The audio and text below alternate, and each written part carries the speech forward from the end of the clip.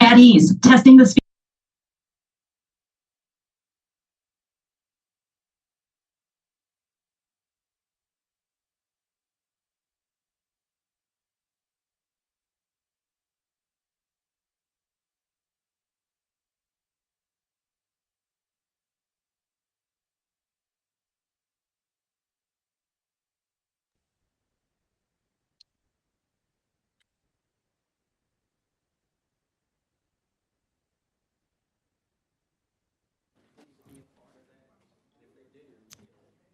Phil. Yeah, I hear you. Okay, good. Thank you. Thank you.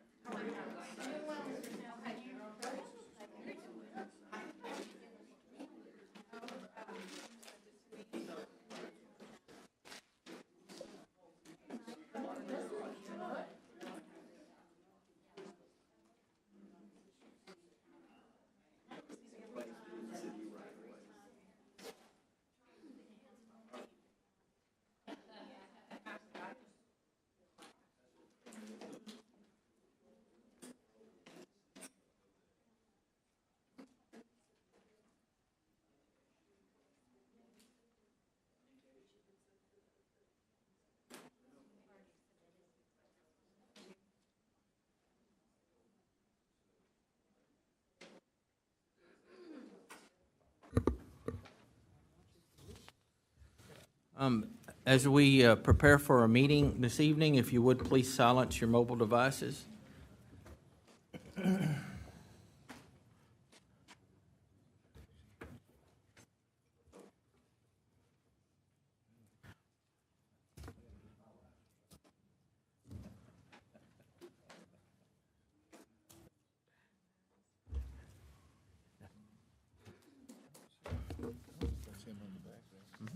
I think it might be.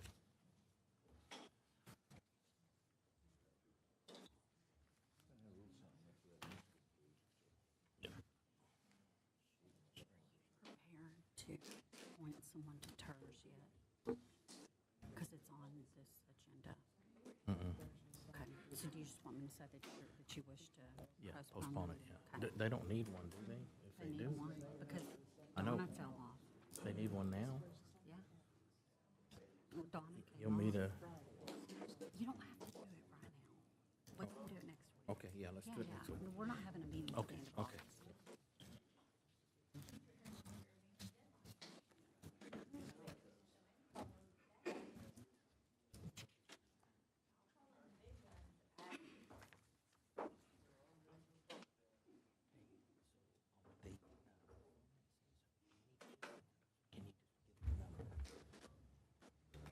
You want to read the headings or just what? Yeah, just the headings, and that way we can.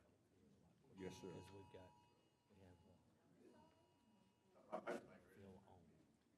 Because we have Phil on the deal, so. Hey, Phil, can you hear us?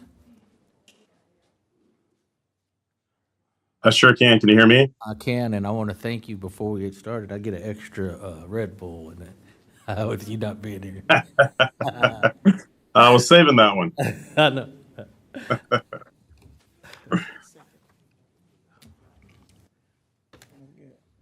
All right, are we ready? Who are we waiting on? Mike?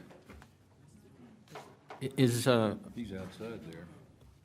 Pastor Ish here? Yes? Is Pastor Esch here yet? No. Not yet? Allison, did you talk to, or Dora?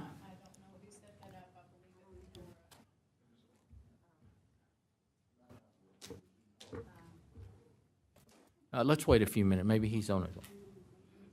The pastor, Ash, and the invocation. From Cornerstone Reformed Church. Yeah, he's a cornerstone, that's right. Okay.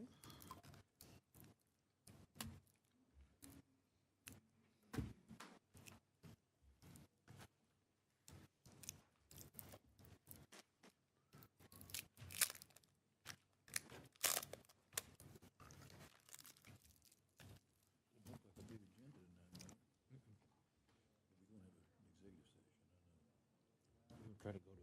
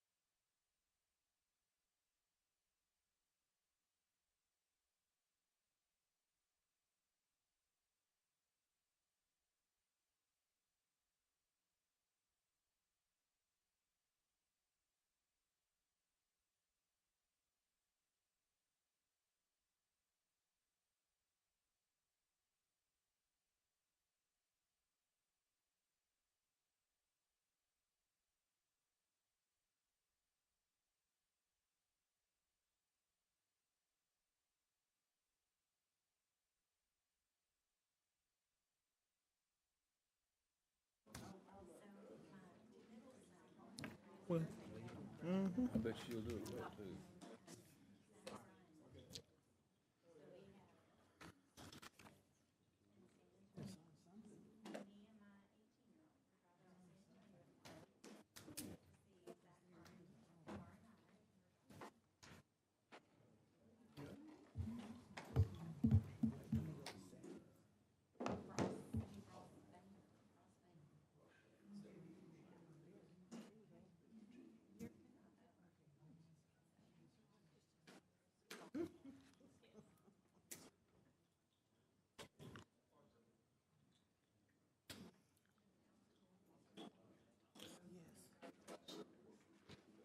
you wanna go, where you wanna go? You wanna go back to Soldier's Daughter? Doesn't matter to me, you choose. What kind of food do you like? I love food, period. Except lima beans. Mm-hmm. But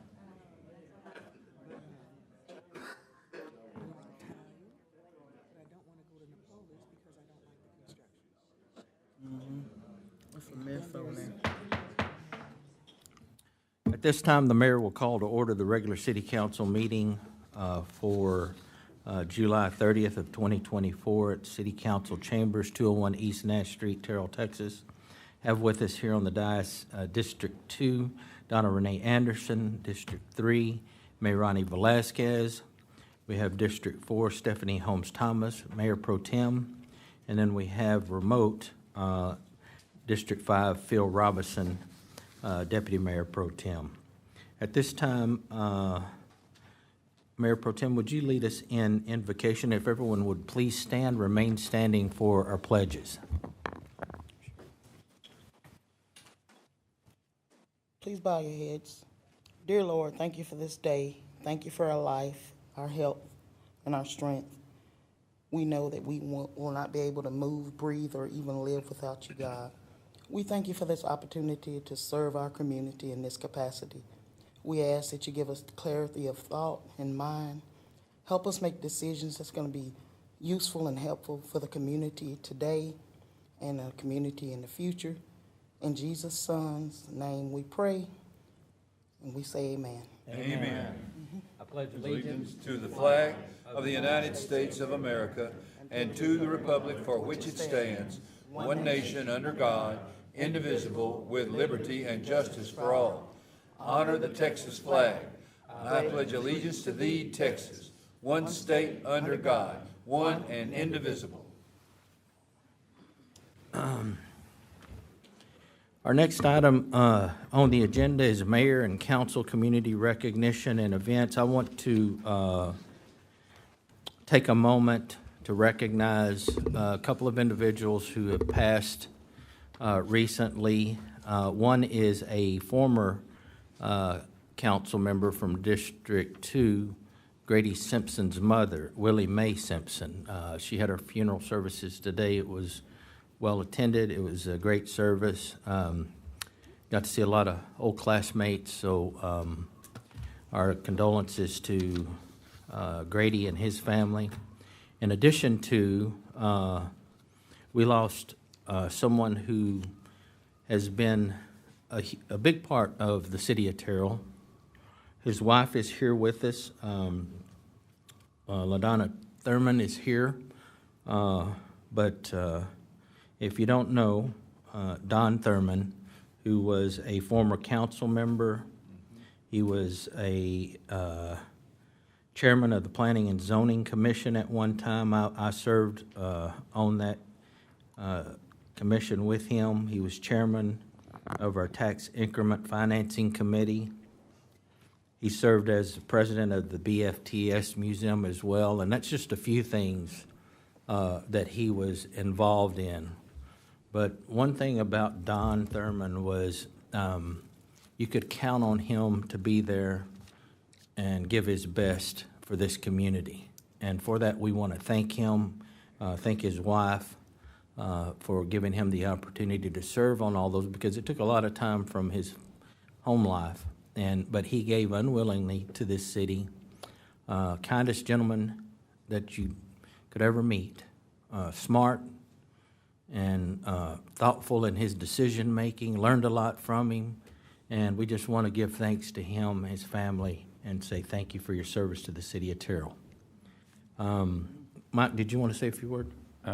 Yes, sir. I'll take the role of just filling in a couple of details. Don Thurman was born near Winsboro, Texas on January 21st, 1935, passed away on July 24th, 2024 at his home here in Terrell. He graduated from Adamson High School in Dallas, got his bachelor's and master's of science in civil engineering from Southern Methodist University. He was a professional engineer. He was past president of the Texas Public Health Association. He retired in '92 from the Texas Department of Health and associate as a commissioner for environmental and consumer health protection, and also worked for the EPA. He had his service in the city of Terrell, which I won't repeat, but just a beloved volunteer for us all. He was ordained as a deacon in the Baptist Church in 1965 and served there for a very long time. It states he was a faithful and devoted husband, father and grandfather, and as a guy who used to chat with him quite often, I can attest that he loved to talk about his family and his wife. He was a beloved Sunday school teacher for decades and a trusted mentor and a friend to many. And I'll just underline mentor. He took a role in mentoring many folks at the city and would meet individually with city staff from time to time just to mentor them through different issues that they had challenges with. And just a really great friend to staff and a great contributor to the city. So I'll just kind of end it there and just say I'm very thankful for the time I got to spend with him.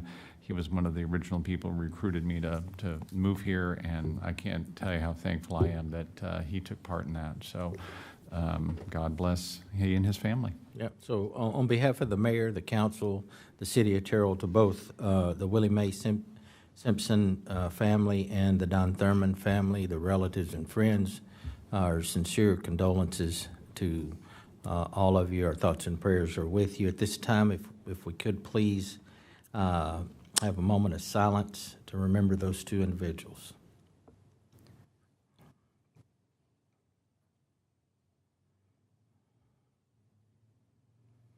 And thank you. Next on the, what does any of the council have anything that they need to bring forward or would like to? Mayor, I also want to add that regarding like former Councilman Grady Simpson and really, you know, all of our council members, we, through our time of service with each other, we have opportunities to get to know a little bit more of each other, and whether it may be easy or a little hard kind of to show the areas where maybe you know, aren't the best of times. Grady always really showed the best of times with us, and in spite of, you know, caring for his mother, and you know, even got to visit with her here at City Hall, or partook in some of our meetings as a community member. So I just want to recognize the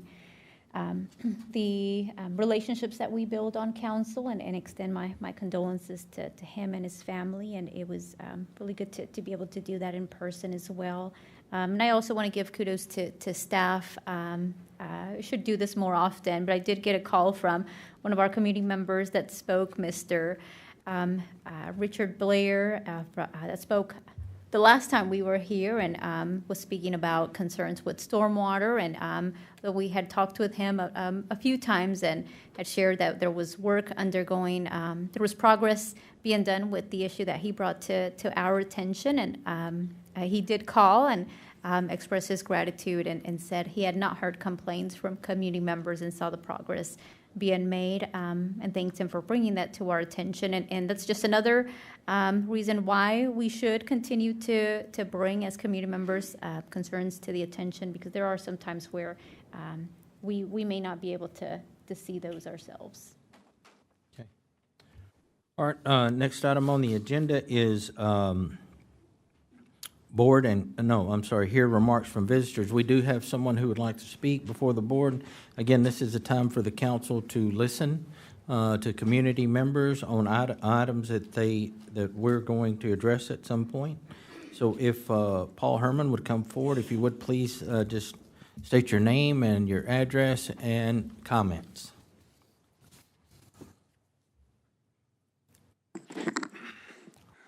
My name is Paul Herman. I live at 119 Stonebriar Way, Terrell, Texas, 75160. And I'm City Council District 5, and I'm a member of the Terrell Ministerial Alliance.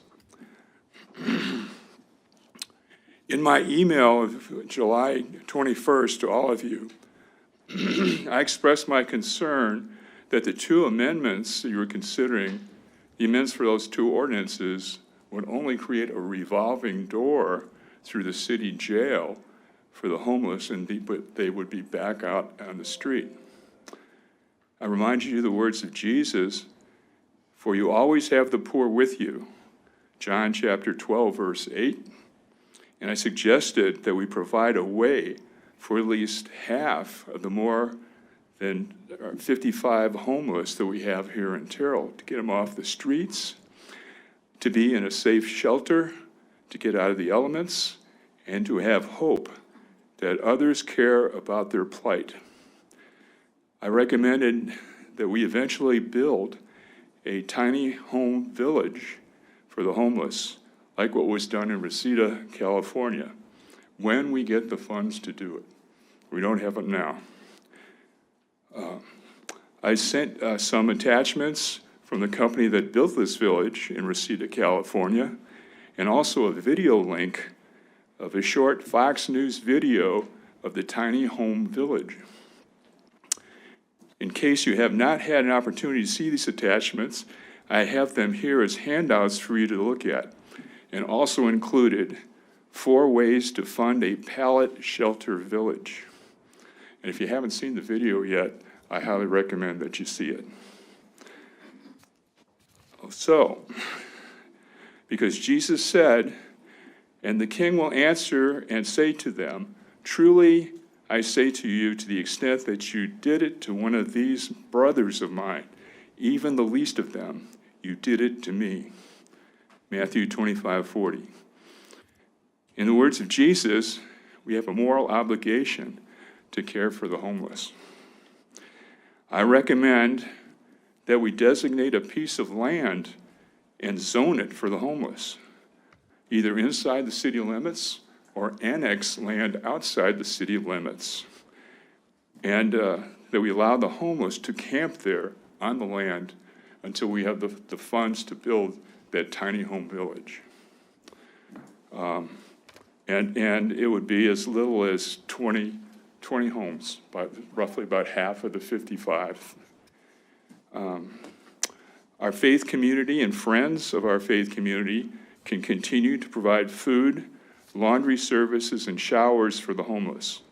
Hope House can provide resources for homeless people who are struggling with addictions. And now that they have a fixed location that they can work with. This would be the start of lifting just some of our homeless out of hopelessness and get them off the streets. So, what would you do if you were homeless? Wouldn't you care? Wouldn't you long for a caring community to care for you and help give you a hand up? One of our own city council members once was homeless herself and received that assistance. Now she is giving back to our community in her service to all of us. Isn't that what we want for some of our homeless in Terrell? Thank you. Thank you for your comments. Next item on the agenda is boards and commission. Boards and commission. Was there anyone else? That's it? Okay. Boards and commissions, discuss, this is going to be handled by Don Stahl. Ms. Mayor and Council, in your packet are the August through October calendars. Please note that there is a council budget workshop on August 9th from 8:30 to 4, actually 8:30 to 4. We will have a council meeting on August 6th and August 20th and August 27th. If we could flip over to September, we'll have council meetings every Tuesday in September. And in October, we will have council meetings on the 1st and the 22nd. And I'll be happy to answer any questions. So I can't pull mine up. Could you click on that? Yeah, there you go. Thank you. Can everybody see that August This one. schedule? Yes. Does August 9th work? I meant for everyone as far as workshop.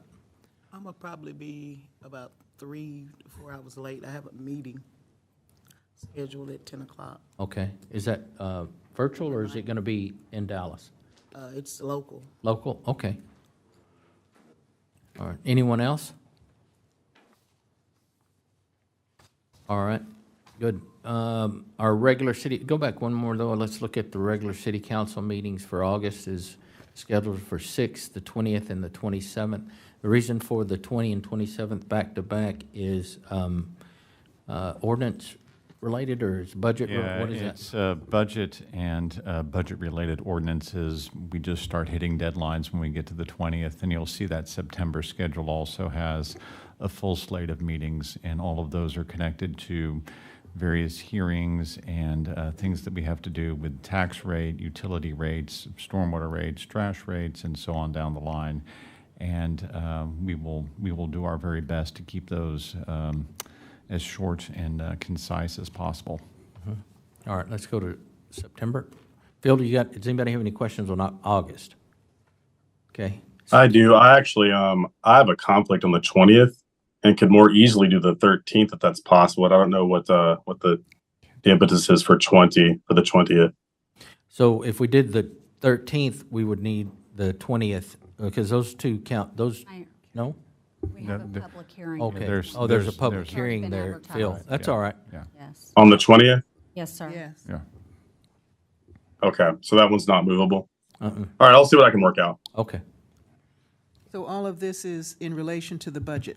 Yes. Okay. Those are state mandated. September, we'll have, looks like every Tuesday. Again, I have given instruction to staff, to Mike, that we keep these as short as possible. realizing that we're trying to meet twice a month, but the issue becomes our meetings or public hearings, and then the voting of all of these items, which is going to be on a yearly basis, August and September, into August and into September, so that we can get our new budget passed. October, we go back to the first and third Tuesdays. It looks like the first and fourth Tuesday. Excuse me, Mayor, Yes. if we're going to have the staff working double time for us to get all the documents together, maybe we should give them a rest in October and only have one meeting? Well, Can I Because just they're gonna be express putting that together a lot of stuff. we are rather likely to either cancel the, let me make sure I say this correctly. We're really looking at and evaluating right now whether or not we can eliminate the September 24th meeting or eliminate the October 1st meeting. So we'll keep an eye on that as staff and just kind of see how that rolls over the course of that period of time. But eliminating one of those two is the most likely thing I've got as I look forward to all of your agendas and postings and things that you need to do. So, Because, yeah, it's end of year, end of fiscal year, right. and they're going to be, if I'm not mistaken, working double time to get all of the documents together. Is that correct? I was just thinking that after doing all of that for us to make decisions, Right. we might want to consider giving the staff. I am all in on appreciation for staff because I will express that between Dawn, Dora, Nicole, Omira, some of the other front office staff, and really all of the support department heads, there is a lot of work that goes into it. So I thank you for that observation. If you flip over to the October schedule just there real quick, that 8th and 15th double pack there, that's a good moment for us. And we do a little regrouping during that period of time. And so we'll just be mindful of what you just said, and we'll just try to work it out through the course of the end of September, start of October. Everyone does know that TML is the 9th through the 11th, right? Everybody's got that? Okay. Yes, sir. All right. I did want to express that I do have a potential conflict on September 10th as well. So just so we can note that. Okay. And then we're into October for TML, and then we have maybe maybe one council meeting, which would be on the 22nd. What about, is that as far as we go? We're not going into November yet? Okay. All right. If y'all would please put that down in your calendars so everybody is good. Already donated, already noted. All right. Thank you, Don. Our next item on the agenda is discuss and consider Planning and Zoning Commission reappointments. This is going to be our City Secretary, Don Stahl. Mayor and council, in your packet is the Planning and Zoning Commission roster. Deborah Kelly and Jorge Vargas's terms are expiring, and they both have expressed that they would like to be reappointed, and that falls under the oversight of Mayor Ronnie Velasquez. Councilwoman, do you have a recommendation? I do. I move to reappoint Jorge Vargas and Deborah Kelly to the Planning and Zoning Commission. There is a motion. Is there a second? A second. We have a motion from Mayor Ronnie Velasquez, District 3, a second from Stephanie Holmes Thomas, Mayor Pro Tem District 4, to reappoint the two members, Jorge Vargas and Deborah Kelly. Is there any further discussion? Yes. Yes. I would like to share that both Jorge and Deborah reached out personally to express their continued desire to participate on the Planning and Zoning Commission, and I appreciate their efforts and willingness to learn and attend the meetings and participate as well. And I'm sure staff also appreciates having them and being able to continue to host meetings and run business as usual. So thank you. All right. We had a motion and a second. Any further discussion? Hearing none, all those in favor, let it be known by stating aye. Aye. Any opposed?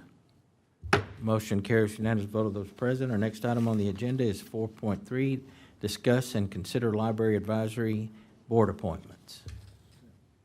This will be handled by City Secretary Don Stahl. Yes, Mayor and Council, the Library Advisory Board, Donna Renee Anderson was on that board, and when she was elected, she resigned her position. And Alexandra Hunter has also resigned her position, so that leaves 2 vacant positions on that board. And we have several applications that I've shared with Councilwoman Stephanie Holmes Thomas, and this falls under her oversight. Okay. Mayor Pro Tem, you got something on this one, or you want to? Yes, we had some great candidates, and I reached out to each and every one of them, and I would like to appoint 2 members just based on their application and their time here in the city. And I know the names. They have worked in the city and are currently working in the city. So I recommend appointing Mrs. Veronica Slayton and also Mrs. Andrea Reese. That was a motion. All right, council, we have a motion. Is there a second? Second. We have a motion from Stephanie Holmes Thomas, Mayor Pro Tem, District 4, a second from Mayrani Velasquez, District 3, to appoint Mrs. Slayton and Mrs. Reese to our Library Advisory Board. Is there any further discussion? Hearing none, all those in favor, let it be known by stating aye. Aye. Aye. Any opposed? Motion carries unanimous vote of those present. Our next item on the agenda is to discuss and consider tax increment reinvestment zone numbers 1, 2, 3, and 4. And before our city secretary gets started, this falls under my purview. So, council, I'm going to ask that we postpone this item until the next council meeting. So that would be my motion. Is there a second? A second. We have a motion from the mayor, a second from Stephanie Holmes Thomas, Mayor Pro Tem District 4, to postpone item 4.4 until our next council meeting. Is there any further discussion? Hearing none, all those in favor, let it be known by stating aye. Aye. Aye. Any opposed? Motion carries unanimous vote of those present. Our next item on the agenda is 4.5. Mr. Mayor, members of the council, we bring to you tonight ordinance number 3035, an ordinance of the City Council of the City of Terrell, Kaufman County, Texas, amending Chapter 2, Administration, Section 2, Terrell Municipal Airport Board, Terrell City Code Revised, providing for repeal of conflicting ordinances, providing for severability, and providing an effective date. All right, this is a discuss and consider ordinance number 3035. This will be handled by our City Secretary, Don Stahl.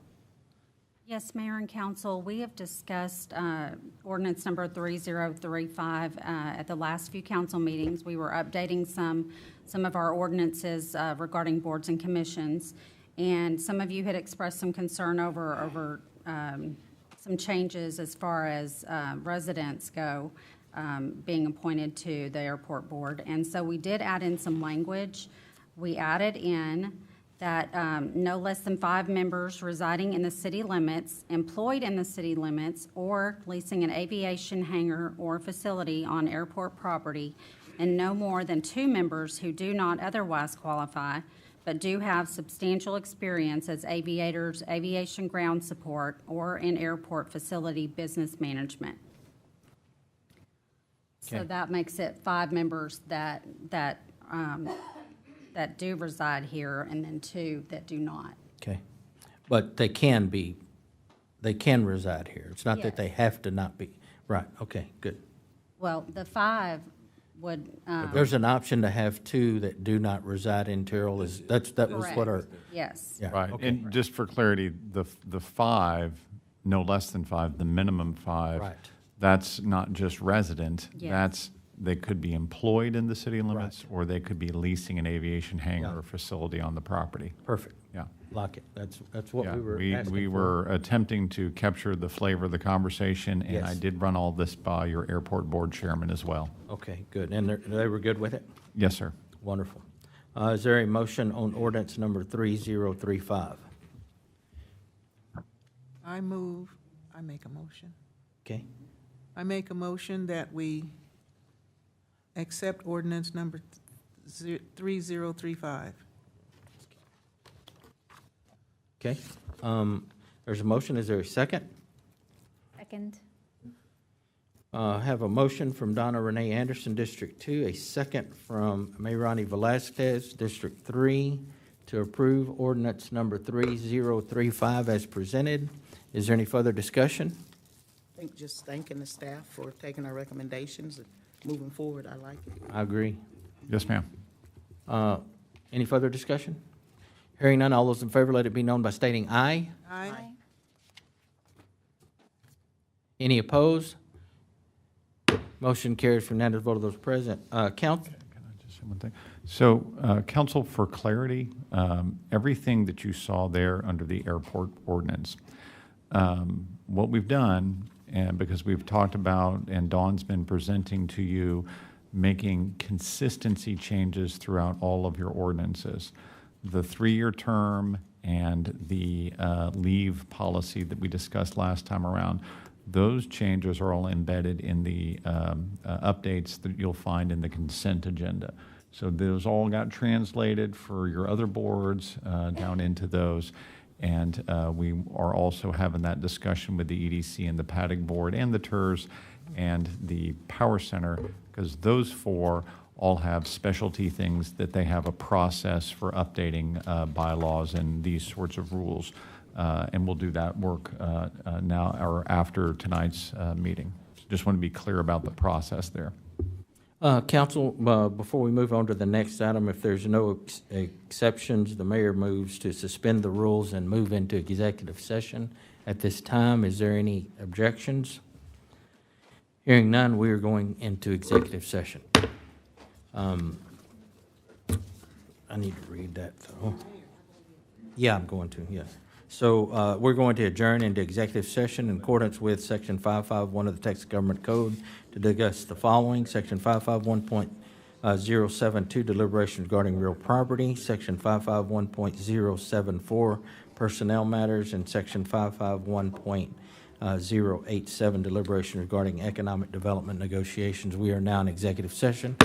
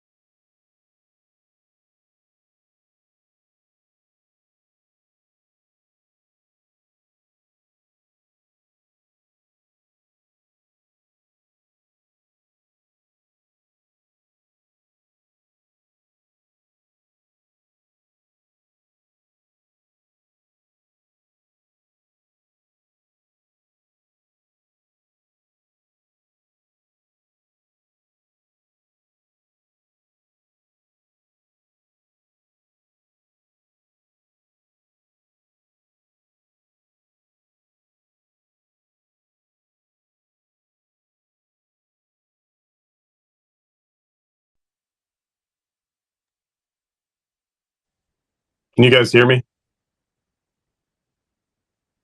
What? Yes, we can. Hello? Okay, just making sure. Making sure you can hear me. Yeah, we got you. Thank you. Did they get the fire out, Phil? You know, I'm hoping. Haven't talked to anyone yet.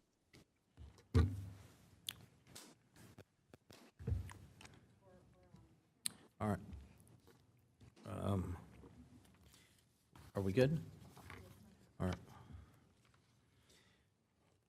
At this time, we're going to reconvene into regular session and consider action, if any, on items discussed in executive session. Does anybody have any motions? Hearing none, we'll move on to item 5.1, discuss resolution number 2168, approving revisions to the policy for the naming or renaming of city facilities, streets, and parkland. This will be handled by our Assistant City Manager, Mark Mills. Mayor, Council, good evening. Tonight I bring you Resolution 2168 for your discussion. City Council some time ago created the City Facilities Naming Committee. When it did so, it gave them a charge of 3 specific tasks. The first was to appoint a chairperson and a vice chairperson. They did this at their first meeting, which was May 16th of 2024. They appointed Steve Huey as the chairperson and Devonna Thomas as the vice chair. The second item that they were charged to do was to review and make recommendations to revise the policy for the naming and renaming of city facilities, streets, and parkland.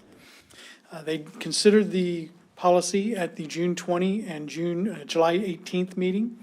And at the conclusion of the July 18th meeting, those committee's members present approved the attached recommendation for City Council's consideration. They approved it by a vote of 5-0. Included in your packet this evening is a red line copy of the policy, which outlines the changes and modifications that were made to the policy. Also included is Resolution 2168, which includes Exhibit A, which is a final version of the policy. There were really 5 items of note that were a change to the policy. The first is the committee made a modification changing the department that handled the request for recommendations from engineering to city administration. That way they'll come through the city manager's office, come through me, and we'll be able to vet those and put together an appropriate presentation for the committee when recommendations come in. The second item was to establish that council can accept, reject, and return, or withdraw a facility from consideration, just to reinforce that council is under no obligation to adhere to the recommendation of the committee. One item that was of note is the committee desired greater flexibility when considering the length of service required by an individual and the period of time that an individual had to be deceased before being eligible for consideration.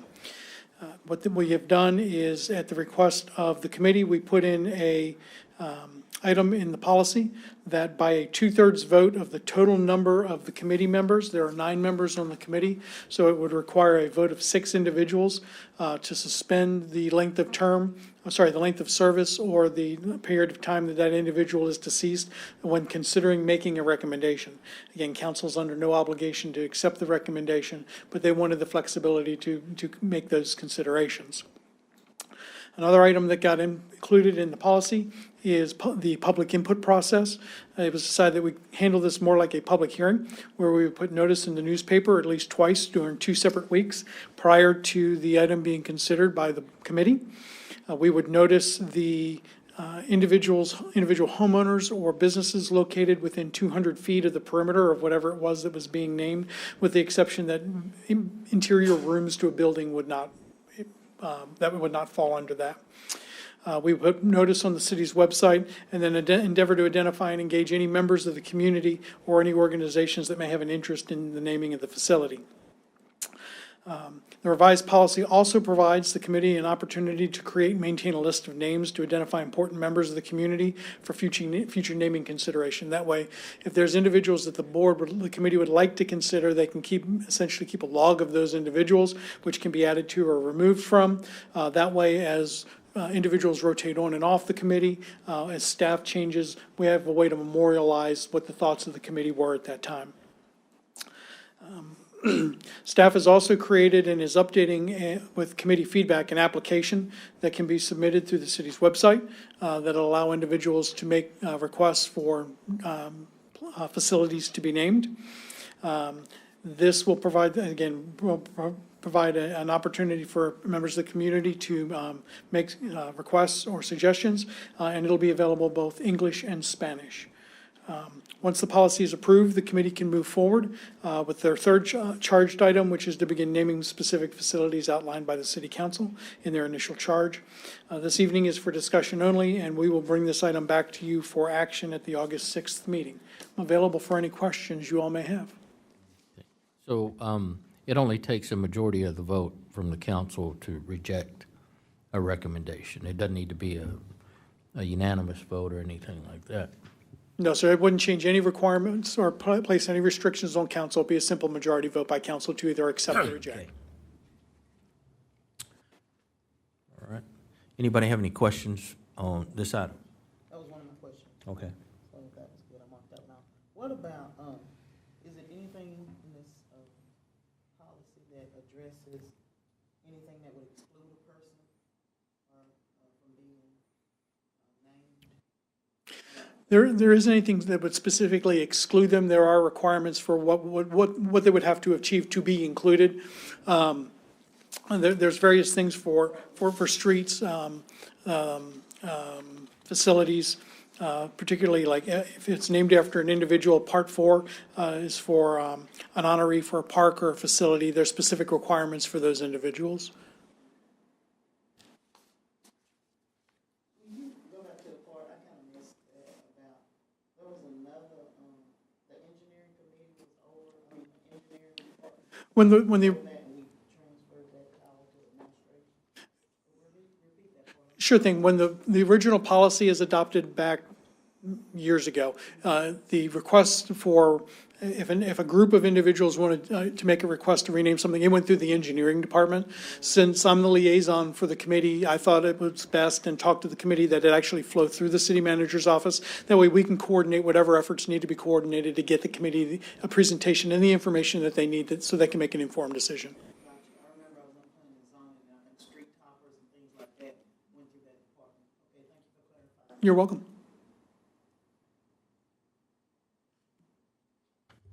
Good job. I've heard feedback from community members serving on the board. They sound energized. Maybe I think they're looking forward to have this process continue. I think sooner than later, but they're excited. They've already identified the first two that they're going to go after. We're going to do a little bit of low-hanging fruit. There's a couple of streets that are renaming and a naming that they're looking at. And as soon as the policy is approved, we can move forward with that. Mark, what's the thinking around the person having the minimum being that they've served for a minimum of 30 years or let's see, 20 years or deceased for 3? That seems like a rather lengthy time. Thinking about some of the, like, say, educators that that made an impact on my life growing up, who may have only taught for 20 years, but were very impactful to many people. It seems like a pretty stringent requirement, 30 years. It was the requirement that was in place in the original policy, and when the committee reviewed it, they didn't feel it was appropriate to necessarily go back and make a change to those, but that's why the provision was put in there that they can actually, by a supermajority, a 2/3 vote, suspend those years and make a recommendation outside of those parameters. Okay, I think that gives us some flexibility. I think that kind of meets the need there. Thank you. You're welcome. Anyone else? We will see this next Tuesday, Yes, sir. or the next Tuesday meeting. All right.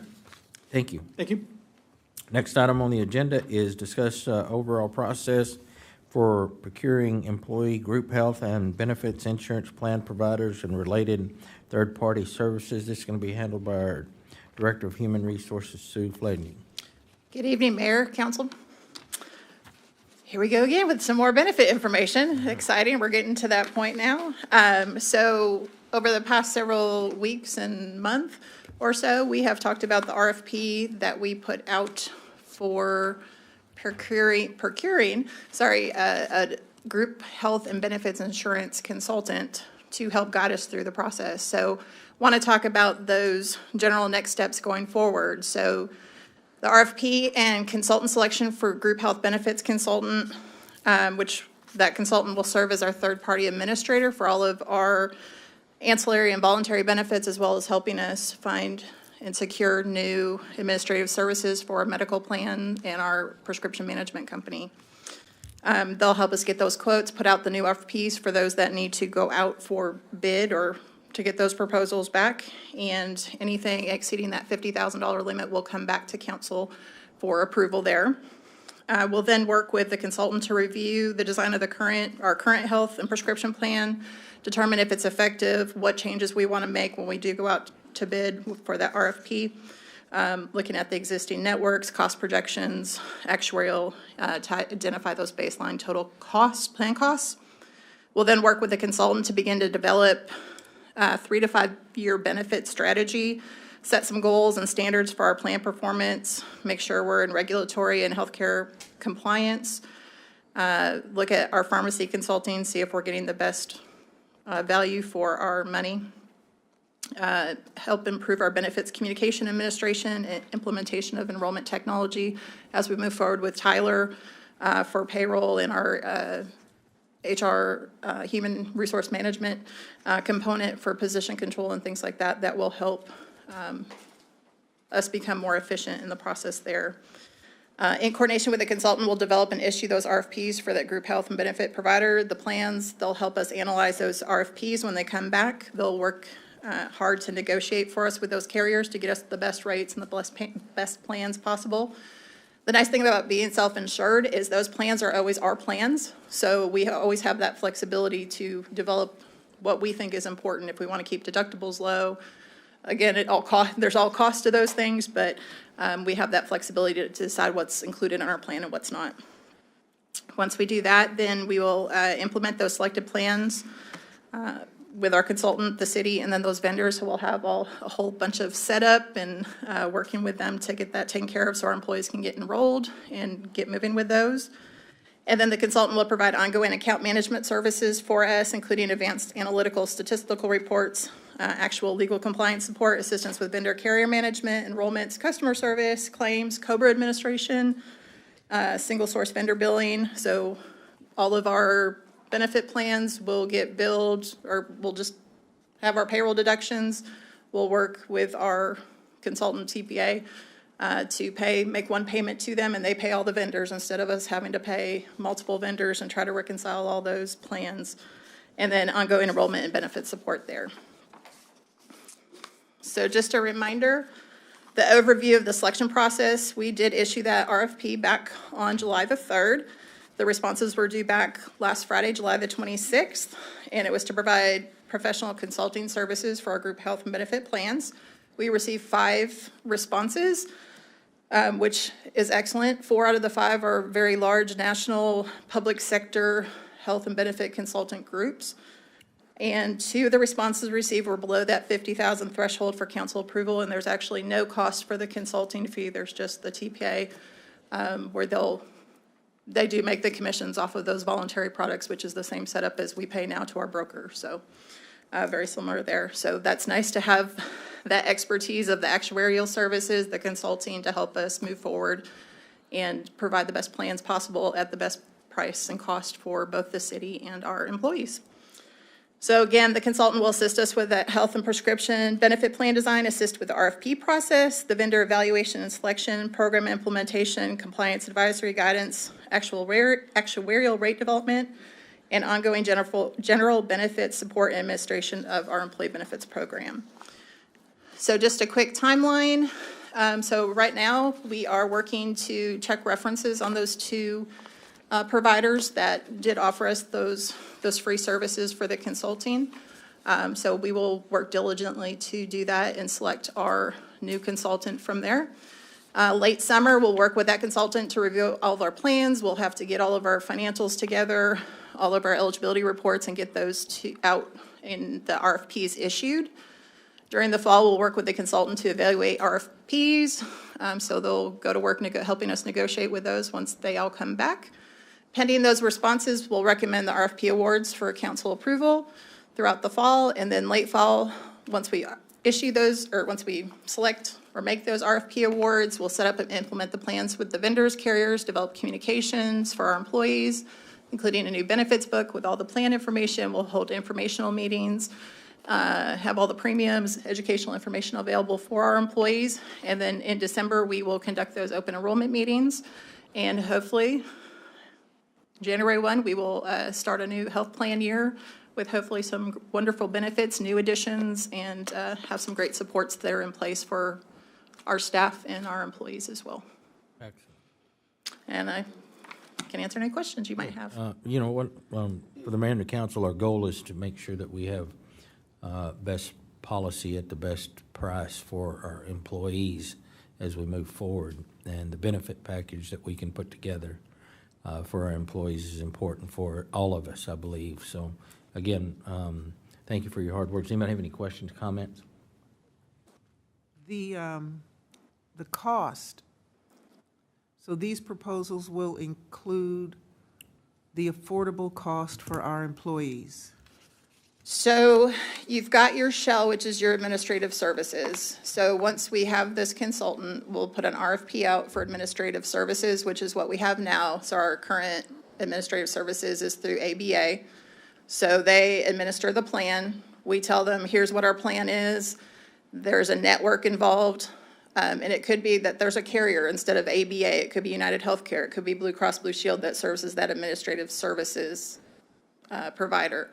So all the claims go through them. They process those claims for us, and they charge an administrative fee on that side. Our consultant will work with us with that plan design. They'll have the actuaries look at all the information to make sure we set the rates according. And it's going to just, whatever we want to set as a deductible, that's what's going to go into predicting those costs along with claims, past claims that we've had. There's a whole big process in with that. So with that in mind, that we want to keep healthcare affordable for our employees and provide the best plan that we can. So we'll have that selection process. So you select your administrative services provider, and then separate from that, those rates are set in conjunction with our consultant and with the actuarial services that are out there. And maybe looking at the page here that you're displaying where it says pending responses, recommended RFP awards for council approval. What we're moving on now is just the consultant to help us. What you'll vote on later is going to be the companies that Sue are talking about who would actually be setting some rates and what's the deductible and, oh no, we need to do some negotiations now and all that sort of good stuff. All of that happens as we move further on through the fall.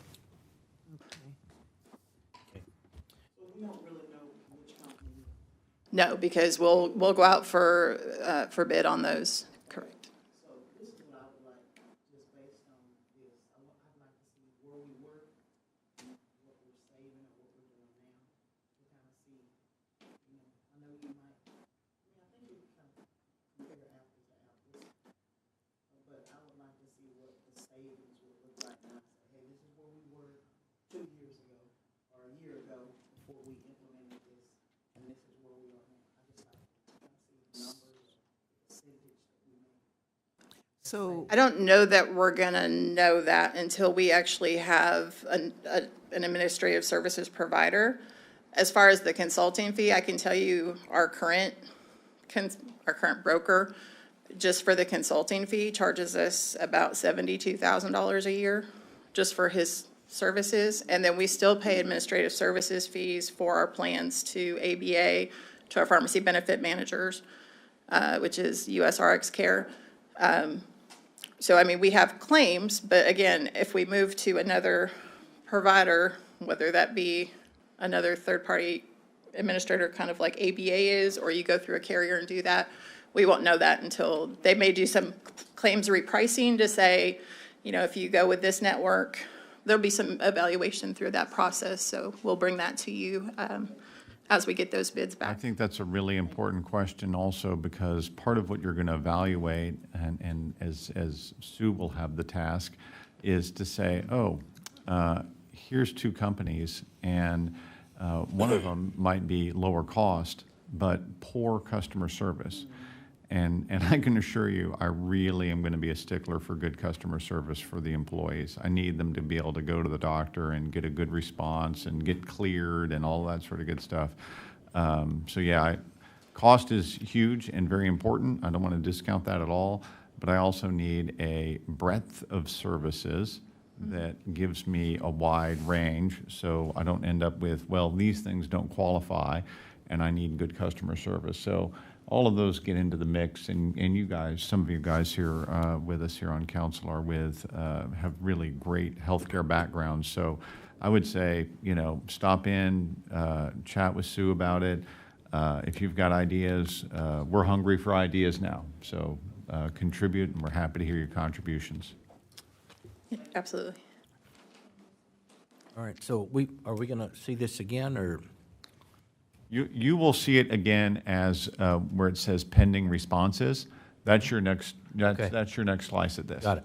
So that will probably be Like in mid-fall? September, early October, somewhere in there, once we have all those RFPs issued and those responses back, and we evaluate those and bring those forward to you to review. Well, I certainly appreciate your hard work. I know it's not easy to get all this stuff together for us, but we're moving in the right direction. Thank you very much. Absolutely.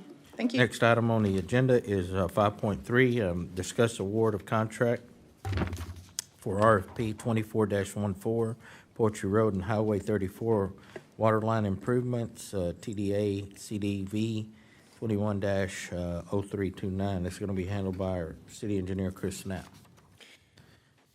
Council and Mayor, City Manager, I'm here to talk about something really exciting. It's much more exciting than benefits. So we're going to talk about water lines. We're going to talk about the water line. This tonight is just merely to discuss. This is a series of basically tonight is to bring information to you so you can get ready down the road. As you recall, we went out for an RFP for bids, and we at the point where we received those bids back.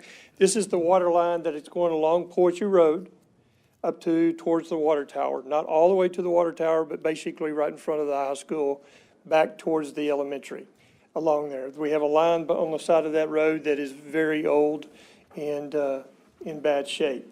So the other part of this project is out on South 34 behind the truck stop, where we're going to basically create a loop. We have a very small line going around that perimeter of that service station, truck stop, and that hotel. So that's what the project entails. We went out for bids. We got the bids, and you'll see on the second page as the tabulated form of the bids. I know y'all like to see what all that came out to be and who bid. So basically, A&M Construction and Utilities were the low bid of $797,693. So this is part of the grant. This is a CWBG grant. And what that means is we're basically a 50-50. So it's just round numbers. It's $800,000.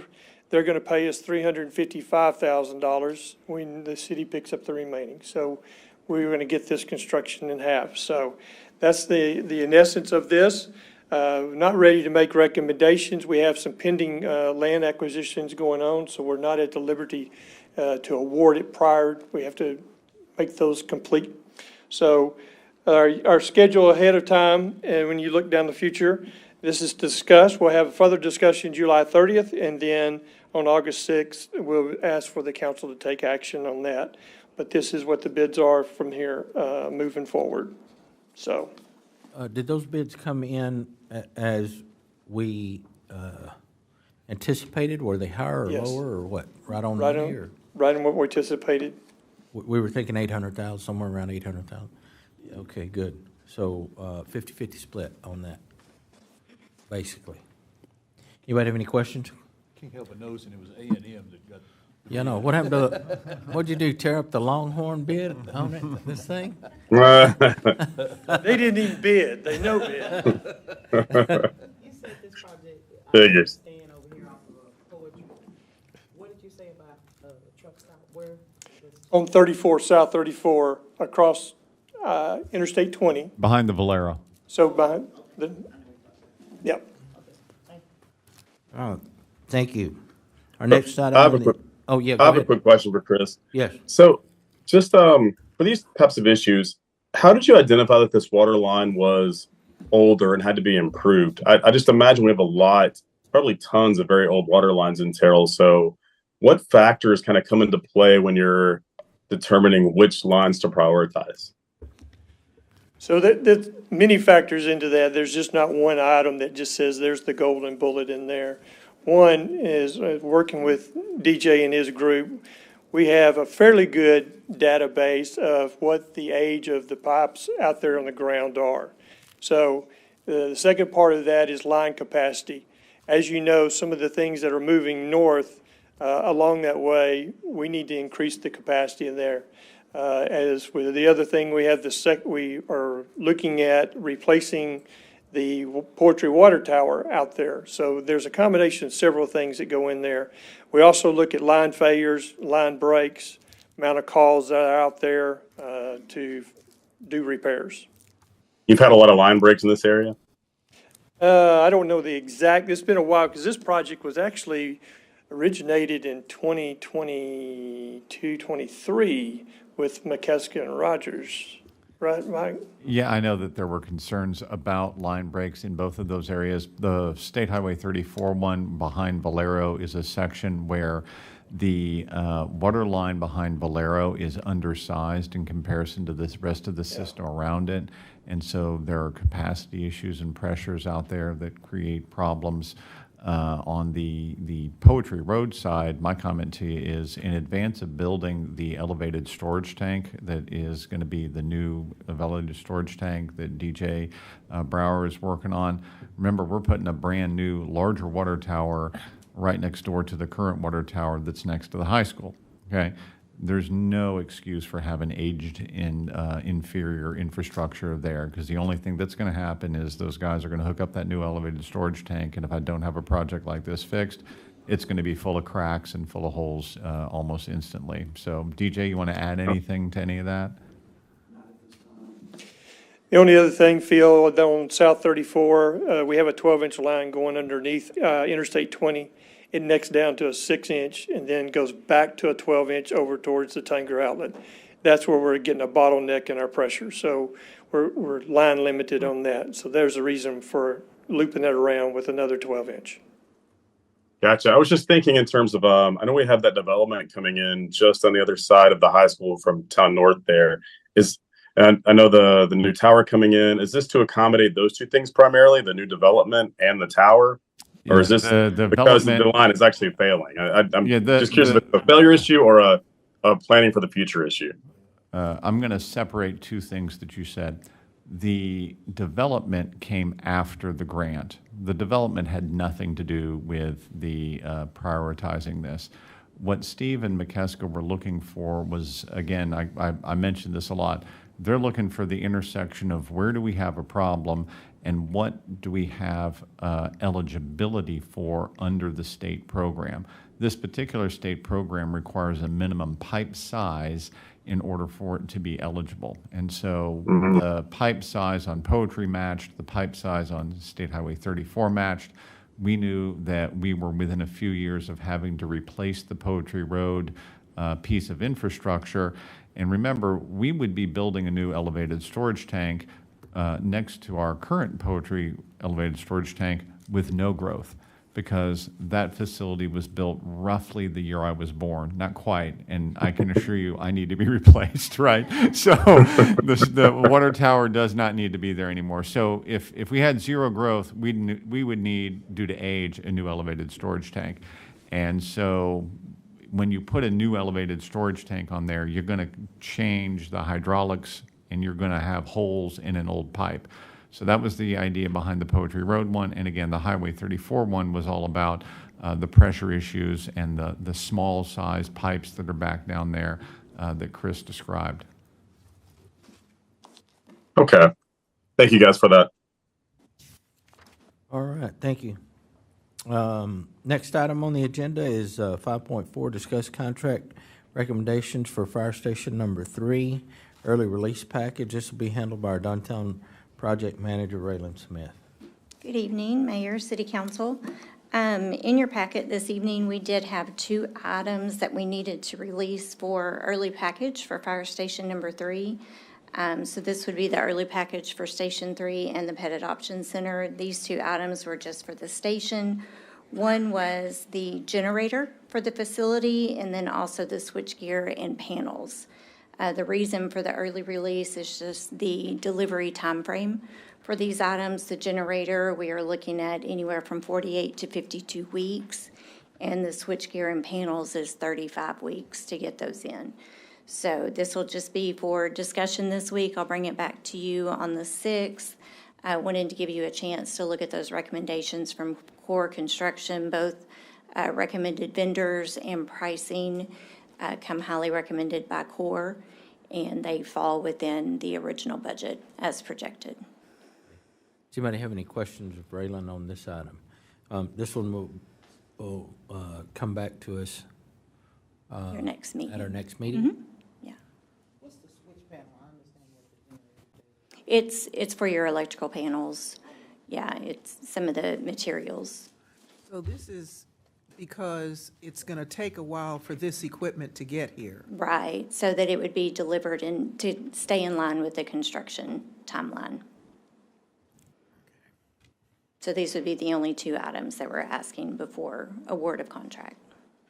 So we can pay for it now, and by the time the construction starts or is almost completed, It'll it be, will arrive. it'll be here in time for it to be installed as construction. part of the construction timeline. Yes, ma'am. To keep everything in schedule, it would need to be ordered within the next 30 days. Okay, thank you. Anyone else? My question, it's just like crunch time again.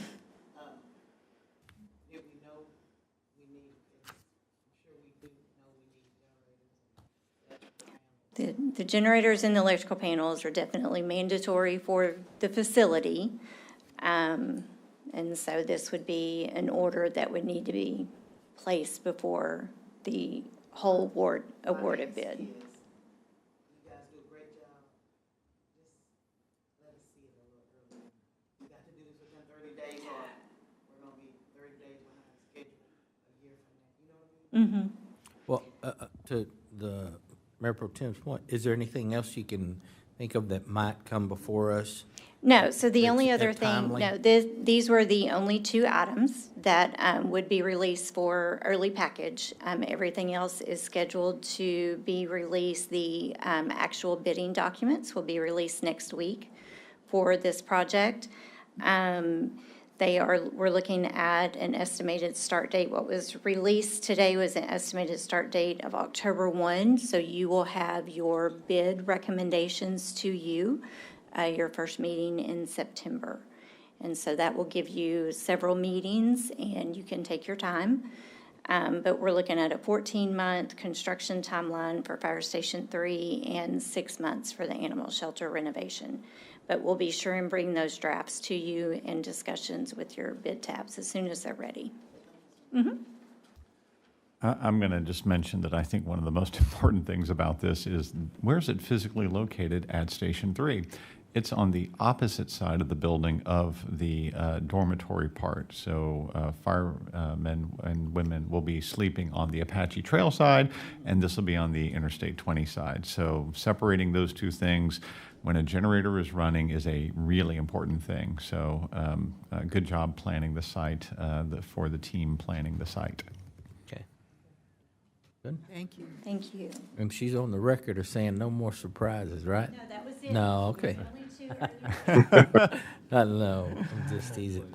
Our next item on the agenda is discuss monthly financial report. This will be handled by our city manager, Mike Sims.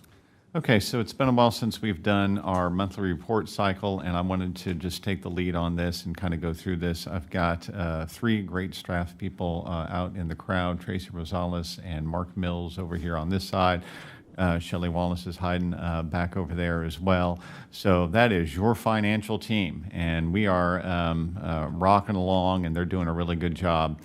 So let me just kind of walk through the background information memo here, because this is kind of laying the groundwork. You will recall, by the way, that Shelley was before you, I think, in February, giving you your last version of this update, which was a backwards-looking one several months prior to that. So it's been a little while. Here we are in July, and this is a report that you're going to get on the May, end of May, close of May financials. So we're trying to reestablish our regular process. The difficulty has been all associated with changing from Harris to Tyler. Harris is what I like to joke is it was a great 1992 financial system. And it has all of the bells and whistles of an electronic software that you would see in 1992. So it's an old thing, and we're going to go to a brand new thing, and that's the one that you hear referred to as Tyler, or sometimes you hear it referred to as Munis. But Tyler is the company, Munis is the product. So the reports provided here represent close of May 31st. The financials are intended to give the mayor and council an update on financial topics through the end of May. And that represents, and this is, by the way to cheat when you look at monthly reports, it's 8 months, so that's 67% of our fiscal year. So when we're looking at the numbers here in a minute, you know, if it's revenues and it's higher than 67%, man, that's good news. If it's expenditures and it's more than 67%, I might have a little bit of a worry going on there, right? So that's a good way of looking at it and thinking about your financial reports. The process has been delayed, and this is really the thing I want everybody to understand. The process has been delayed as staff work through the effort of accurately combining and summarizing data from 3 periods with very, very different accounting challenges. The first one was in FY24 first quarter, so that's going to be October, November, December. During all of that, we had all the pending changes to Tyler Munis, which was creating difficulties for our older established Harris accounting software. So you might say, well, gosh, you were just running Harris during that time period. Well, yeah, but we were doing a transition, and so therefore that did create troubles with the Harris accounting software. The second quarter, obviously that's January, February, and March. That's the time where Tyler Munis was our package and what we were using, but it was really in a trial, sort of an operational period where we definitely experienced some difficulties with software system. The coding challenges were there. There were chart of account issues there. And it's just, you get brand new software and you get running a brand new system, you're going to have problems with it. April and May, to me, were the better months where, okay, we're coming out of that difficulty, we're stable, we're getting things fixed, we're able to really use the software the way we wanted to use it.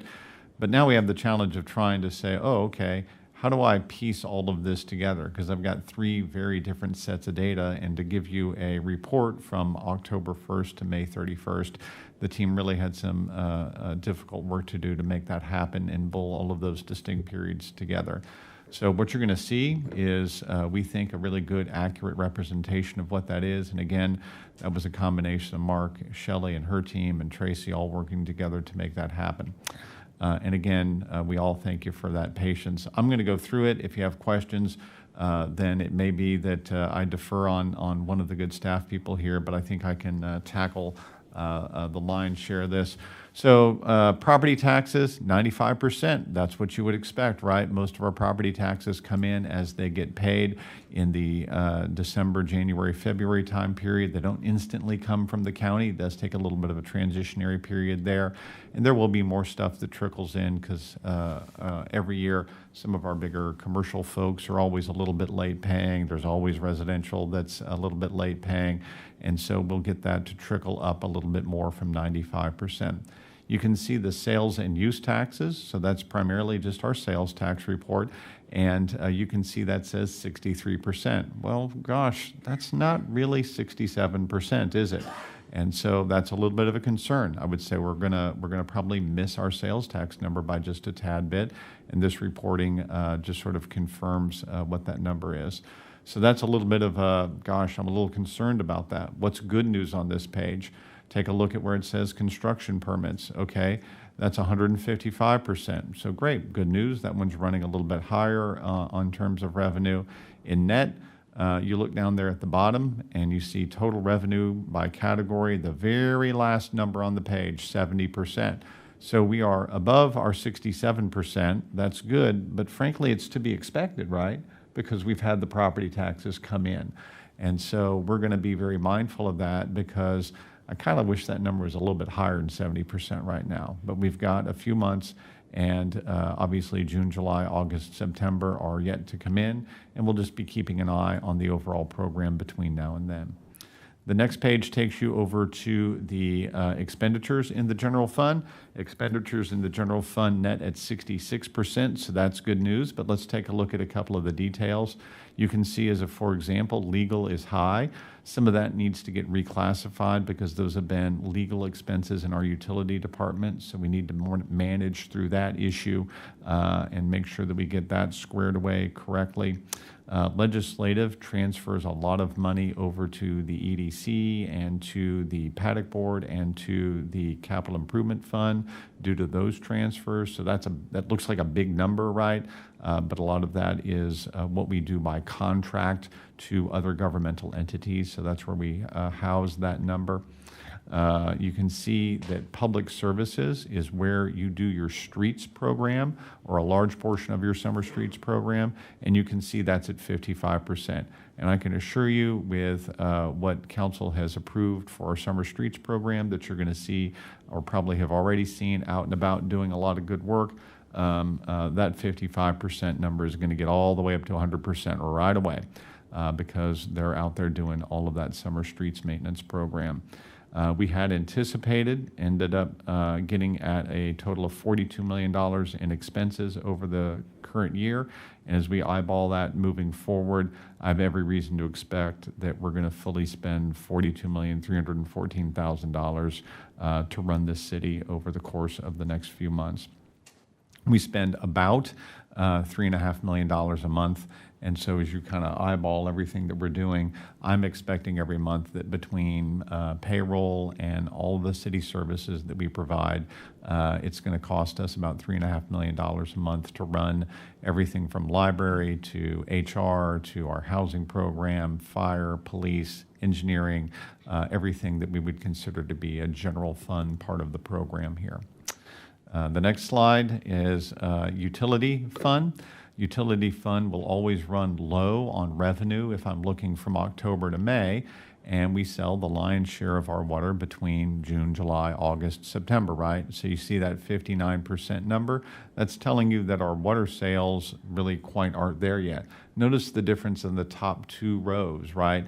I've got water utility at 57% of revenues have come in, but my wastewater is already at 64%. Wastewater is going to be more even over the course of a fiscal year on a month-to-month basis, and that water utility number is going to be a little bit lower until you get to the summer months.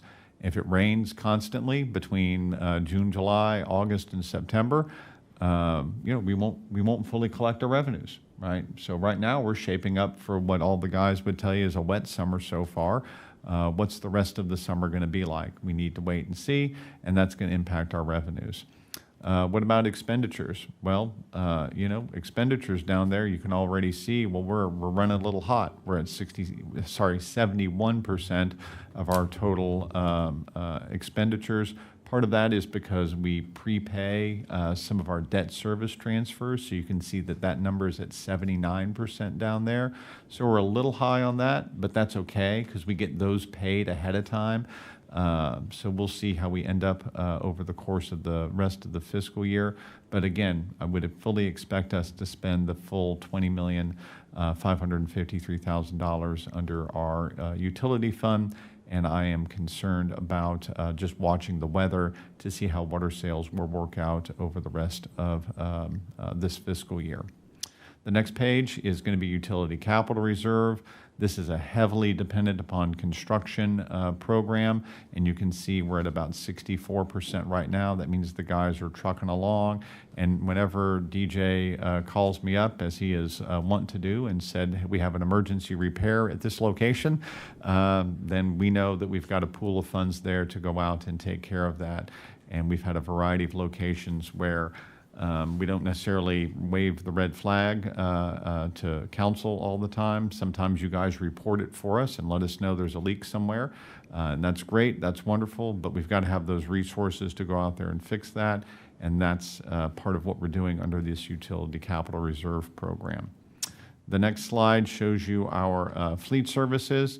Revenues are doing fine, partly because there's a lot of standardized transfers in this program. So, for example, the general fund pays in on a regular basis, the utility fund pays in on a regular basis. So it's collecting revenue from the other funds that we have, as this is the fund that provides the vehicles for the other funds. So those are all standard, and you can see that's spot on at 67% with the transfers in. We're a little high in insurance recoveries. That's a volatile number every year. And then you can look down here and see, hey, our total expenditures are about 56%. What would I peg that as being responsible for that? I would say that we're having a difficult time with just the leasing side of it, right? We may go forward and say, hey, we'd like to lease these 6 or 7 new vehicles. And they say, well, we'll start charging you as soon as we get delivery on those vehicles. And so that's a fight that is going on now that Glenn works through to make sure that we really get the leases that we've budgeted for the year. The next slide is going to be our Information Technology Fund. Again, this is a service provider for the other funds, so it's easy to track those transfers in. You're spot on at 67% again. And in this one, this is where we're paying for that Tyler Munis transition. And so your finance department transition, this has expenses early in FY 24 from all of the remaining or the finish up that we did to get the police department and your court system on Tyler products for their efficiency's sake. And then, as Sue mentioned, we're working on the Tyler package in HR as well. All of that, and then just all of our standard IT services are funded through this. And you can see we're at about 72% of expenditures thus far. I do think that's going to end up coming in at budget, and we'll have a break-even budget as expected, or close to break-even budget for our IT fund. The next slide is Capital Improvement Fund. Again, this is one of the ones that we will be spending some pretty good money out of over the summer, because this is yet another part of that over $2 million streets program. A lot of that's embedded here, and you can see where it says roadway projects there. Hey, we have budgeted $1.5 million. We'd only spent $275,000 thus far. And I can assure you that Glenn Caldwell is taking the authorization you already voted on to spend the rest of the work and get the rest of that roadway projects done out of this project. So lots of good work there. I will say we have a number of repairs that we've made to different city facilities. So that's where it says building projects. That's more like what we do to maintain our own buildings. If we need an AC unit or something like that, that's what that's going to come out of. The next slide is going to be Stormwater Utility Fund. A lot of this is the payments. So you can see charges for services. So that's an easy one. Let me start with that. You're at 68% of revenue there. That's fine. That's spot on. That means our estimate was more or less correct. This will be our first year where we're over $2 million in the Stormwater Fund. So that's good. It's nice to see that that revenue comes in. That's from our monthly ratepayers. And then you look down at the expenditures. I'd say we're running a little bit slower on this than I'd like because we got some capital projects that we planned for that we need to finish the engineering for before we start spending the money on construction. And so the team will continue to work on delivering those products. The next slide is going to be Park and Downtown Improvement Corporation. I won't spend a lot of time on this other than to say that this is consistent with the report that you got at your most recent workshop from Raylan, our downtown manager.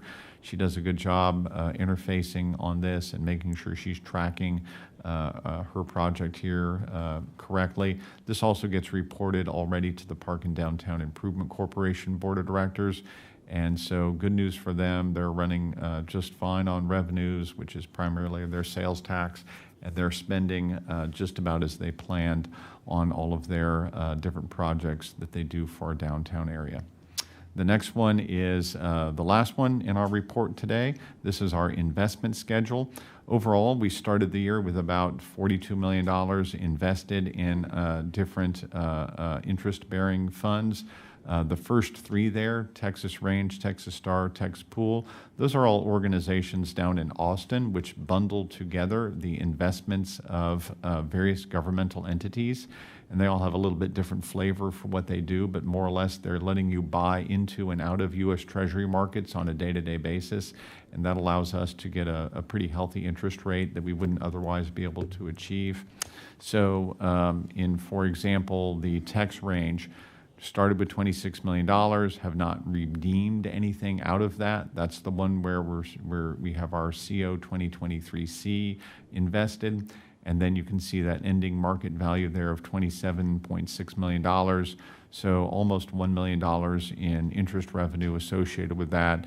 And over the course of time, that will eventually turn into project delivery for us. So that's good news for us as well. And you can see at the very bottom the grand totals. The one that is BOKF, that's the bank that is chosen by the Texas Water Development Board for the investment purposes associated with our Texas Water Development loan programs. And so the first three we selected. The last one, Texas Water Development Board selected because of the nature of the loans that we have with those guys.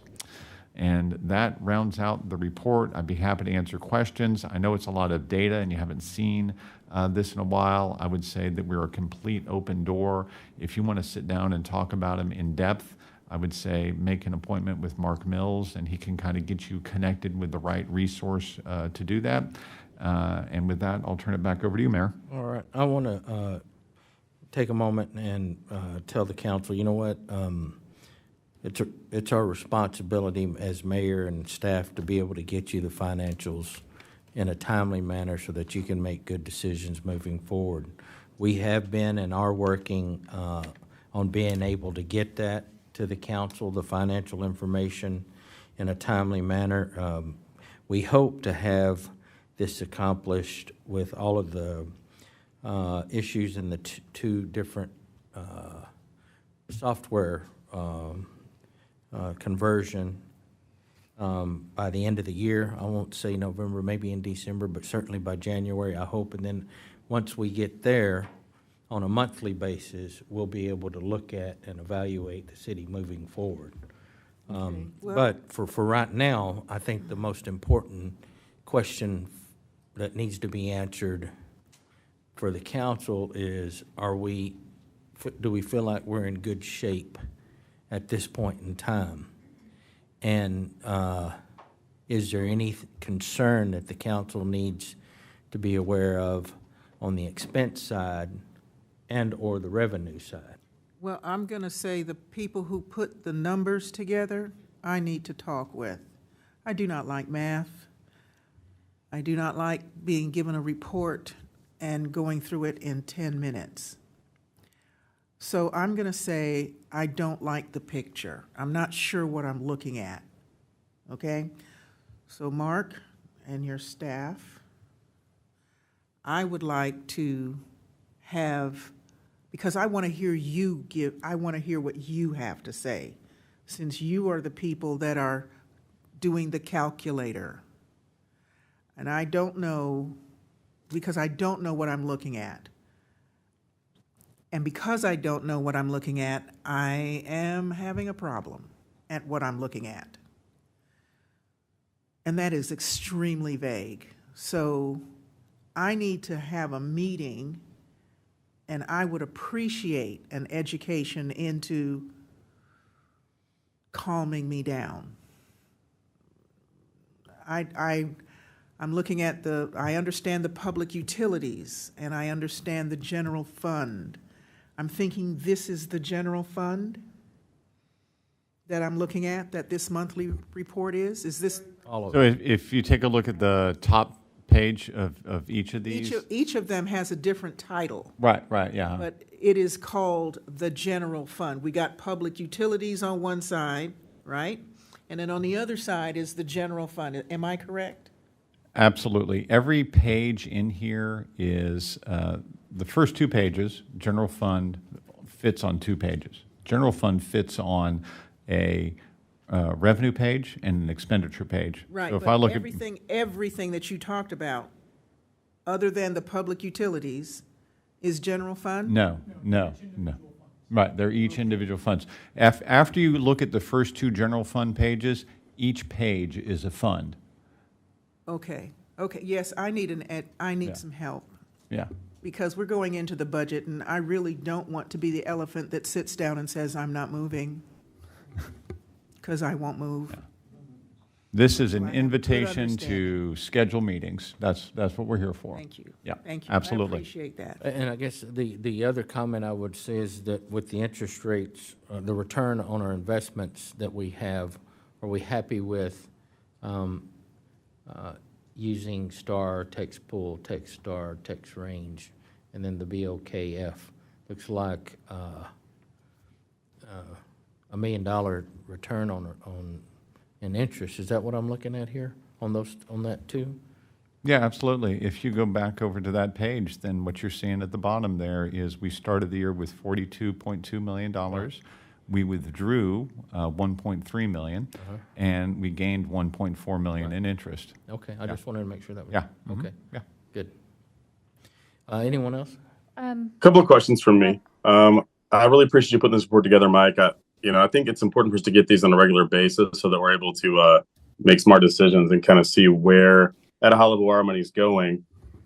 Just take a look at a few items here. Early in the year, I met with heads of most of our departments to kind of understand what their needs are and what they're hoping to see allocated to them. And taking a look at some of these, I see we see like where one thing I want to make sure I'm clear on the far right column, the year-to-date percent budget, that's what we've spent of total allocated budget to date. Is that correct? Yeah, so Don, if you'll flip just one page. Okay, so most of them take the form you're seeing here, right? Where it says year-to-date percentage of budget. So if I just look at that right off the top and I say, let your eye go down just as a, for example, to the fire department, right? So if I find fire services, right, we budgeted at $6.3 million. We have spent year-to-date $3.9 million. The variance is we budgeted to spend $2.3 million more, and the percentage of budget we've spent thus far is 62%. And that's my mention about, we have 67% of the year behind us, and the fire department has spent 62% of its budget. So that gives you a little bit of a way to say, okay, where are we right now? So just looking at this same page then, just to kind of understand, like let's take engineering. Is that engineering as far as our external contractors, or is that our internal engineering team, like Chris Snapp's team? That's Chris Snapp's team, and he has a little bit of contractors he hires under that budget, but that's primarily our staff and his overall team there. So we're at 78% currently. So is the hope to get to what number by the end of the year? Well, I would say the engineering department is an example where we have had some higher expenses due to double, remember that we had Mr. Rogers around for a little while, so we were in a double higher position there for a little while. So I would anticipate by the time I get to the end of the year, engineering might be a little high, but I don't think it'll be substantially high. Okay. So just taking into account some of the things that are requested, like one of the things that Chris's team has requested is the ability to kind of digitize some of their filing system, that they have tons and tons of paperwork and, old maps and schematics and things that are just kind of sitting there withering away that need to be put onto into a computer.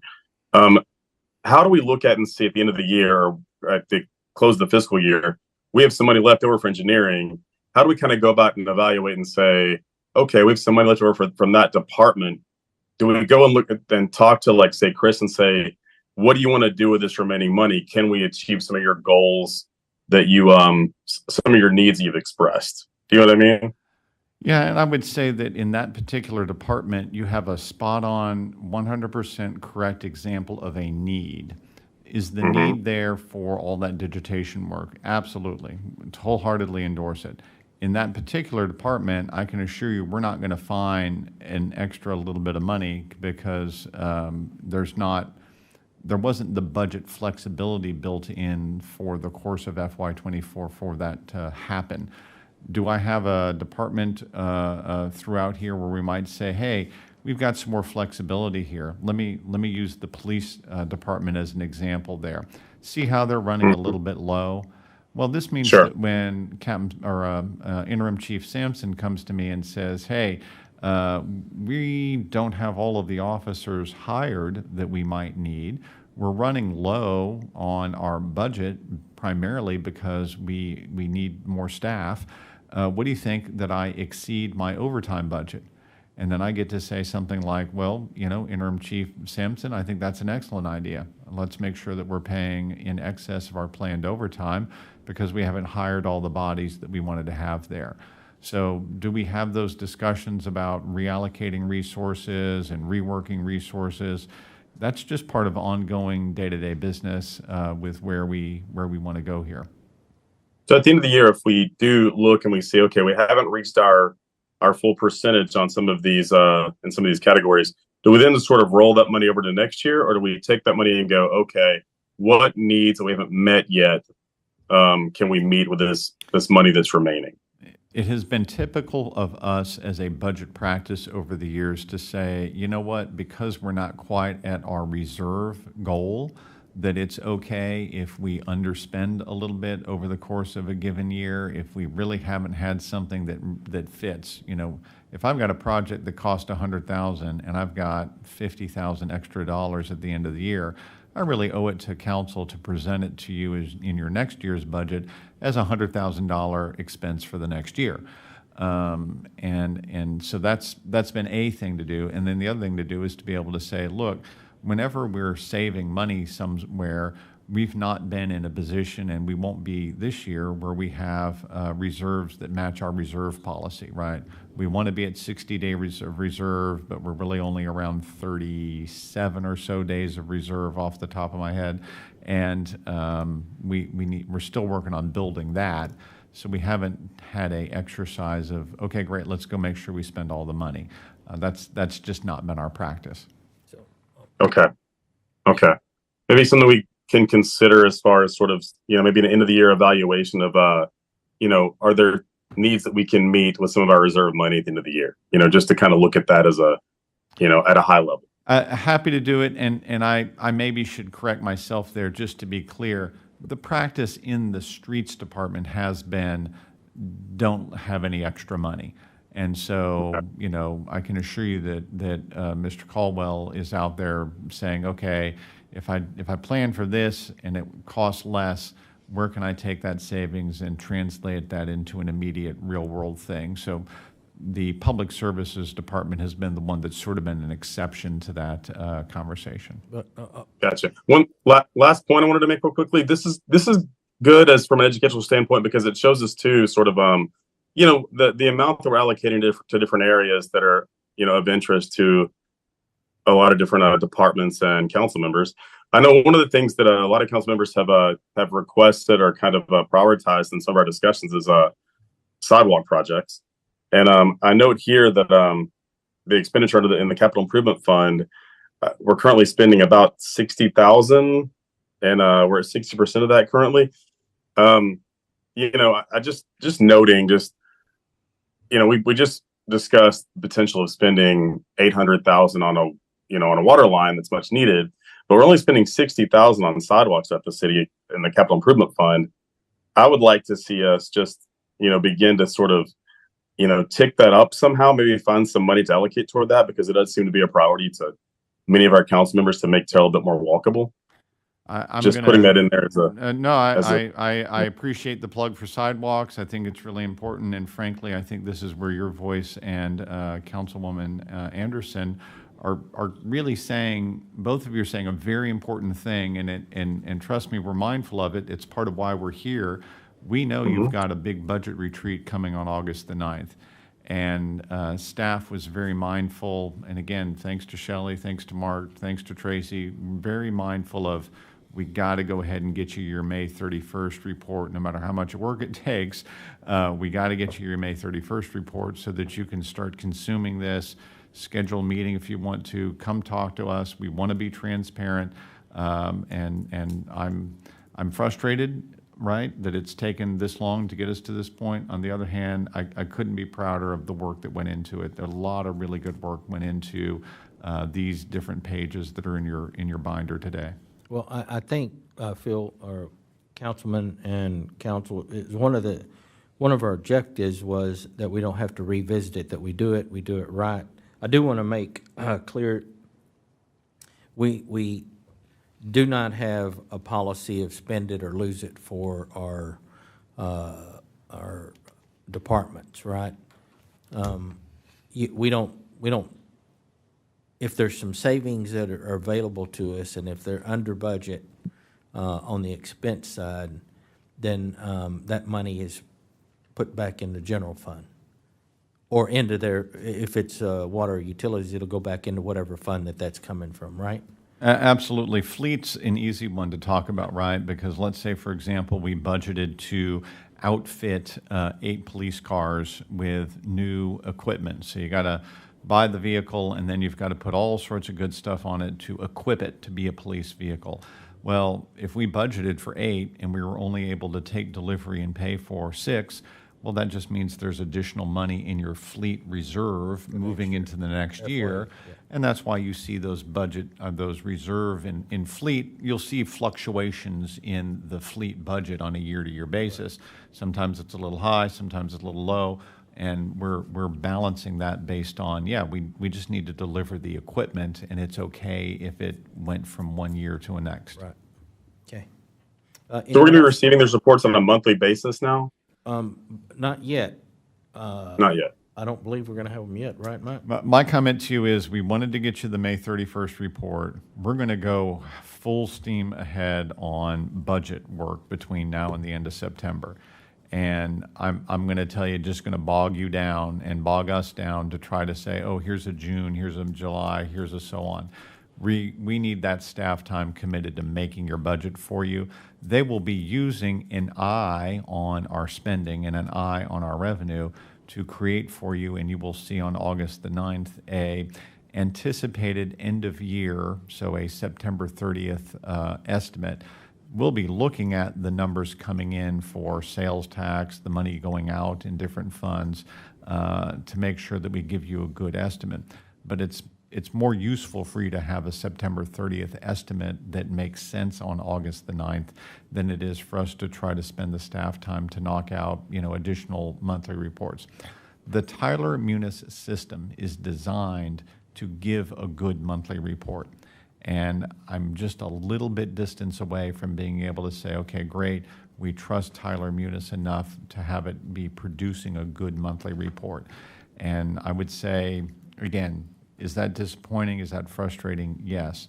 On the other hand, I think we see the light at the end of the tunnel. I think it's clear cut. I think we're just a little bit further away from using Tyler Munis to do a regular monthly report. I want to say, Okay.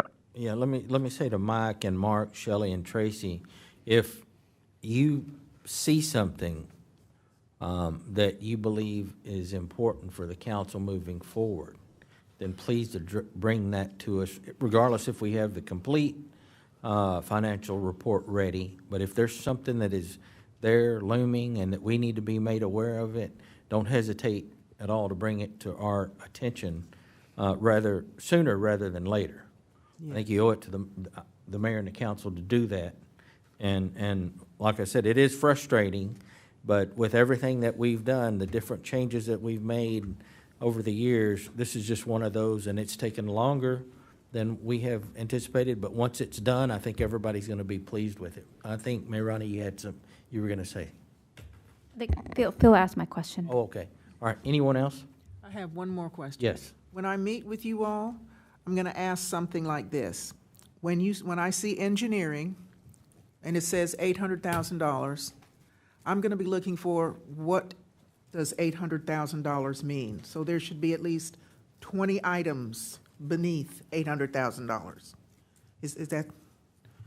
Thank you. Okay. So the projects that 800,000 is going to is what you're referring to? Yes. Great, okay. Anyone else? Next item on the agenda are business items, is that correct?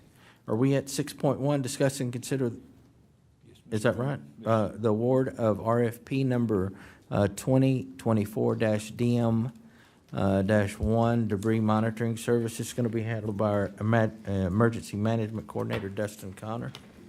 Good evening, Mayor, Council. The next 480-something pages are mine, and we're going to hit them one by one, so hang tight, okay? Here we go. You got 10 All right, minutes. so this is the next step in our debris management plan that was a part of our emergency operations plan that you saw earlier in the year. The first step that we're taking tonight is for debris monitoring. You'll see us again next week for debris removal, and then sometime later in the month or in September, you'll see us for disaster recovery specialists. So there's a few pieces to this that we're going to work our way through. So this project is important to us because it's going to increase our preparedness and our ability to respond for debris post-disaster. It enhances our goal of protecting life, property, and the welfare of our citizens and our visitors, and it's going to expedite our debris removal process while also maximizing our ability to gain reimbursement from the federal government in a declared disaster. So the one we're looking at tonight is Debris Monitoring. Debris Monitoring is the firm that's going to make sure that our debris removal people from next week are doing what they say they're doing, the amount that they say they're moving, for the cost that they're saying that it cost, and they're also going to manage the paperwork to make sure that we stay in compliance with the FEMA guidelines so we can meet that reimbursement place. So we had 3 respondents to our RFP. Debris Tech, Ralston, and then a company called GMC. The very last page in this is the final scores. Debris Tech was our primary, or was our #1 rate. The reason that we went with Debris Tech was they have a wide range of experience, from tornadoes to severe weather to winter storms and hurricanes. They were also the most competitive price of the respondents. And then they have a large variety of FEMA and public assistance experience, which is going to be important for us because that's a huge animal to tackle when we're trying to get money back from the federal government from these disasters. The other big thing that they offer to us is a public information piece where we're going to be able to communicate with citizens and business owners on what we need them to do with their debris so that we can pick it up in a timely manner and have it separated out to what's allowed to be burnt or what's allowed to be sent off as vegetative debris versus what has to be destroyed in a different way. And then the biggest thing for them is at a notice to proceed, so post-incident where we need them. We make a phone call, we send them a notice to proceed letter, and they have a project manager on site with me and the public works director in 12 hours to start that debris removal process. There's 480-something pages of RFP here. If you'd like to look through it later tonight, if you can't sleep, it is riveting. Anyway, with that, I'll take questions. So are they local? How quickly would they be able to respond to a request from the city to? So post notice to proceed, they'll have a project manager on site in 12 hours. In 12 hours. They will be up and running and ready for the debris removal firm to come start removing debris before the debris removal firm can get here. They'll have everything in place. They'll help us with the temporary debris management site, which is a big deal. So basically, debris will be picked up from the street, taken to a temporary debris management site, sorted if it needs to be sorted, ground or burnt, and then hauled off from there. But it's just a fast way, so we're picking it up from here, we're taking it to a temporary debris management site that's right here in town, instead of them picking it up and taking it to final disposal, having to wait to be clean, and then come back. It'll make the process faster. What location would we be using for So we're gonna have them help us, identify? two sites. We Okay. have 2 sites that we're working on right now. We have not sent them to Debris Tech yet. The conversation that we've had with them was that they would like to vet the site with us. How close are they to the city? Are they in the city limits, or are they just outside the city, in the county, or? Both places that we have identified right now are in the city limits. Okay, good, all right. Just trying to get an idea of how quickly they can move. The closer it is, the faster they can get it. Right, and the thing that we're doing with this is we're actually gonna secure 2 contractors. So we'll have a primary contractor, which will be Debris Tech, and then Ralston will be our secondary contractor. And that's who, if something were to happen with Debris Tech for whatever reason, we had something that was already procured that we could use that met the FEMA guideline, instead of finding out at the last minute that Debris Tech, for whatever reason, can't come, which they've never in their history done that. But if it were to happen, we'd rather have another firm already secured so that we don't have to go back to an RFP process to secure one. Are any of these funds reimbursable from FEMA, or what? It would be only if there's a disaster declared. Under a declared disaster, it meets the burden for FEMA reimbursement. And this is, may I ask a question? Yes. Now, this is something that has been in the works, is that correct? Or did not, we had a storm May 28th. This is not an afterthought. No, so the idea was that we wanted to have, FEMA calls them blue sky contracts, a contract that's procured before a storm happens, instead of having a storm and then waiting to do anything with debris until you procure based on FEMA guidelines. Right, but when I read it, I think I had the understanding that, and you tell me if I'm wrong, I got the understanding that this was something that is in the FEMA storm guide. There's a guide that FEMA has, and we are doing this in process. And so the storm came while we were in process. No, so this project is for the next storm. So this is for. So this, based on this experience, we are saying this is where we need to go. Based on this experience in June, May the 28th, based on how we responded, the guidelines said Yes, it would so- have been so better if we FEMA's- would have had these people. Yes, so FEMA's guidelines changed on what they considered emergent work and what was allowed under the POPG. And so when we had our first meeting with our debris management plan months ago, our debris management plan had this process in place. For us to have our own debris management plan and for us to be able to file our own PA, our own public assistance, we have to have our own contracts. We can't utilize the counties, or we can't use a shared contract. We have to have our own contract. So that's what this process is, so we have our own contract. Connor, so if I may, this is being proactive for being prepared for a next storm, whether it's an ice storm or it's a winter. That's right. Fall, something happens tornado-wise, or in the spring when the storms are coming through, we'll be ready to move forward a lot quicker than we were. This is separate from the storm and the debris Yes. removal that we Yes. just had. Right. Now, once these are secured, if we still have work that needs to be done, or we have areas that we need them to look at, then we can use this for that. But the idea behind this procurement and the procurement of the debris removal contractor and then recovery specialist is for the next storm. I think this will help clarify. When did FEMA change to have us to do this? If you know about what date? I do not. Because I think what she's asking, I'm real direct, I don't want you dancing around this. I think she's asking, did we do this because of the storm or were we doing this before the storm? So if you tell me a date that FEMA changed that, because you said we're doing it because of FEMA, I can answer that question. No, this process was started after the storm. This process was not started before the storm.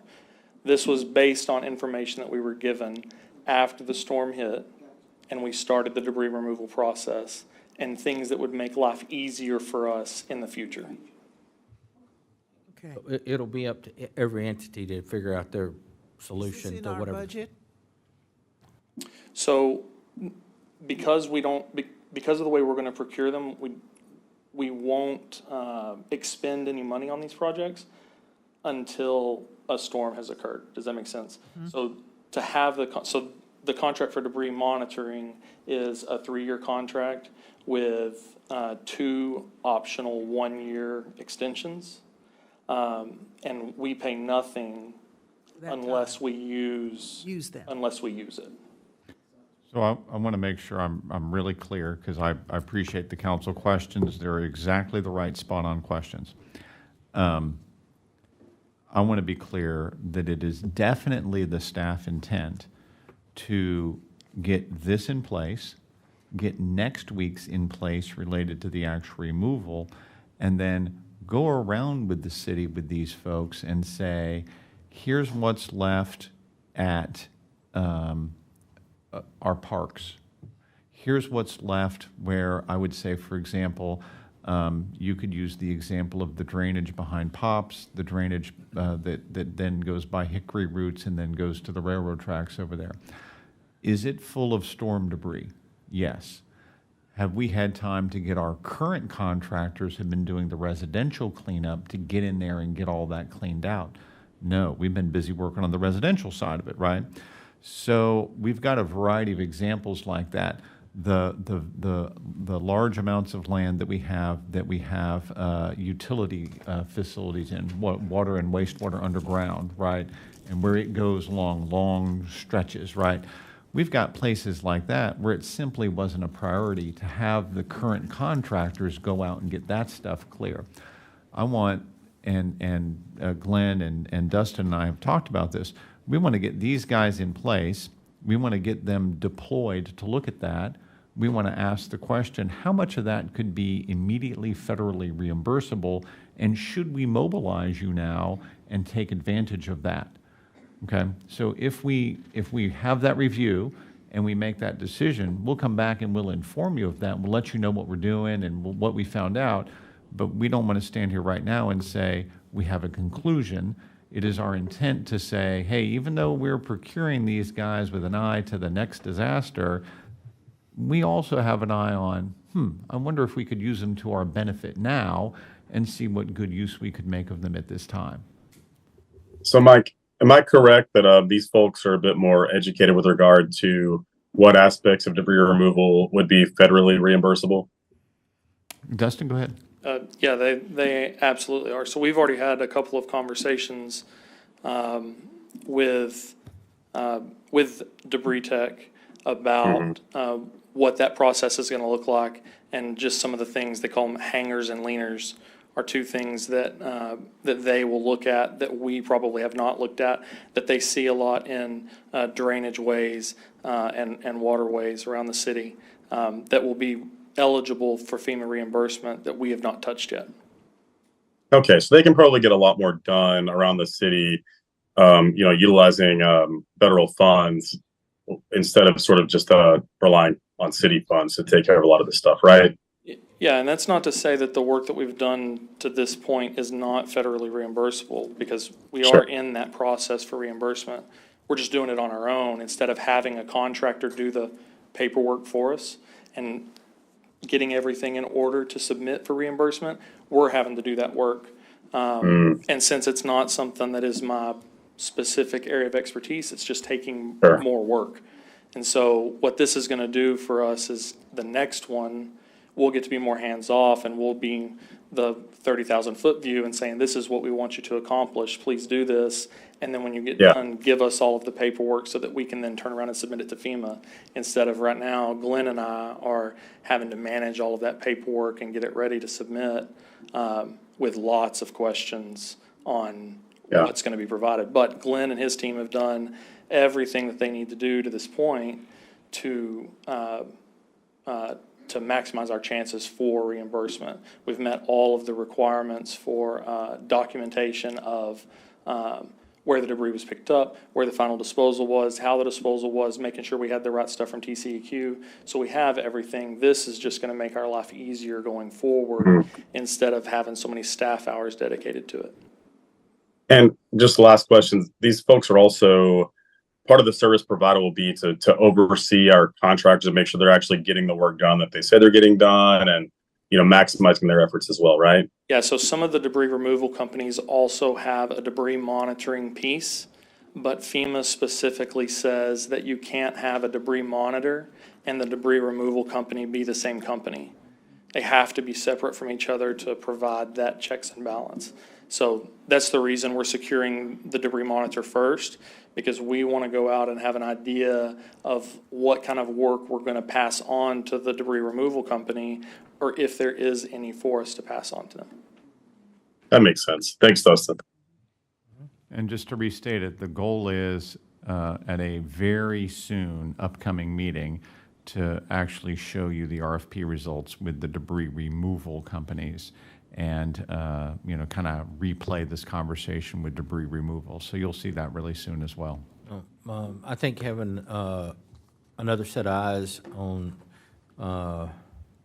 the debris removal process and someone who knows how the process works at FEMA, that's a good thing for the city. I mean, that saves a lot of man hours, I think. We can have our crews doing what we need them to do for the city and have this company working the debris removal side of it. That's good. So this is a discuss and consider. Does anybody have any other questions of Dustin? Don, can you go back to page 92? This is going to be awarding the RFP to debris monitoring services. Is there a motion? Can I There's just no amount, right? No, sir. It's an award. So Yep. may I just let her click on this button real quick? Sure. Due to the technicality here that Dustin mentioned, if you take a look here with the wording that Dustin's suggesting for us, we're going to have contracts, plural, and that covers the contingency that Dustin discussed related to who's primary, who's secondary. So the motion needs to read, authorize the city manager to enter into contracts with debris monitoring services with Debris Tech as the primary contractor and Rostan Solutions as the secondary contractor. That's, it needs to read exactly like that. So is there a motion? I move that, I make a motion that we authorize the city manager to enter into contracts for debris monitoring services with Debris Tech as the primary contractor and Rostan Solutions as the secondary contractor. I have a motion. Is there a second? Second. We have a motion from Donna Renee Anderson, District 2, a second from Mayor Ronnie Velasquez, District 3, to authorize the city manager to enter into contracts for debris monitoring services with Debris Tech as the primary contractor and Rostan Solutions as the secondary contractor. Is there any further discussion? Hearing none, all those in favor, let it be known by stating aye. Aye. Aye. Any opposed? Motion carries unanimous vote of those present. Our next item on the agenda is 6.2, discuss and consider the Texas Water Development Board application filing and authorized representative resolution. This will be handled by our Director of Utilities, DJ Brower. Yes, the Texas Water Development Board has numerous grants and loans that they can process. We have been selected by the Texas Water Development Board to apply for the lead service line removal program. We have applied for a grant loan for up to $5 million. And one of the requirements is that the city council approve the application and filing and dedicate an authorized representative to sign all those documents, which is the city manager. This program is basically taking the water pipe that goes from the water main in the street to the house which is that blue line on that exhibit. It does not include the water meters, but we already have replaced all those anyway, so we should be good. This is one of the few projects where we would work on private property, because we would go from the meter all the way to the house. We would, of course, get the appropriate releases and things once the project is designed. But the first step, of course, is to get the project authorized, and we'll have to submit all the paperwork that's required to get selected for the grant. And if approved, then we'll do the work. If we don't, then we'll have to probably do some of the stuff on our own. And in about 2019 or 2027, EPA is lowering the lead requirements from 0.15 parts per million to 0.10.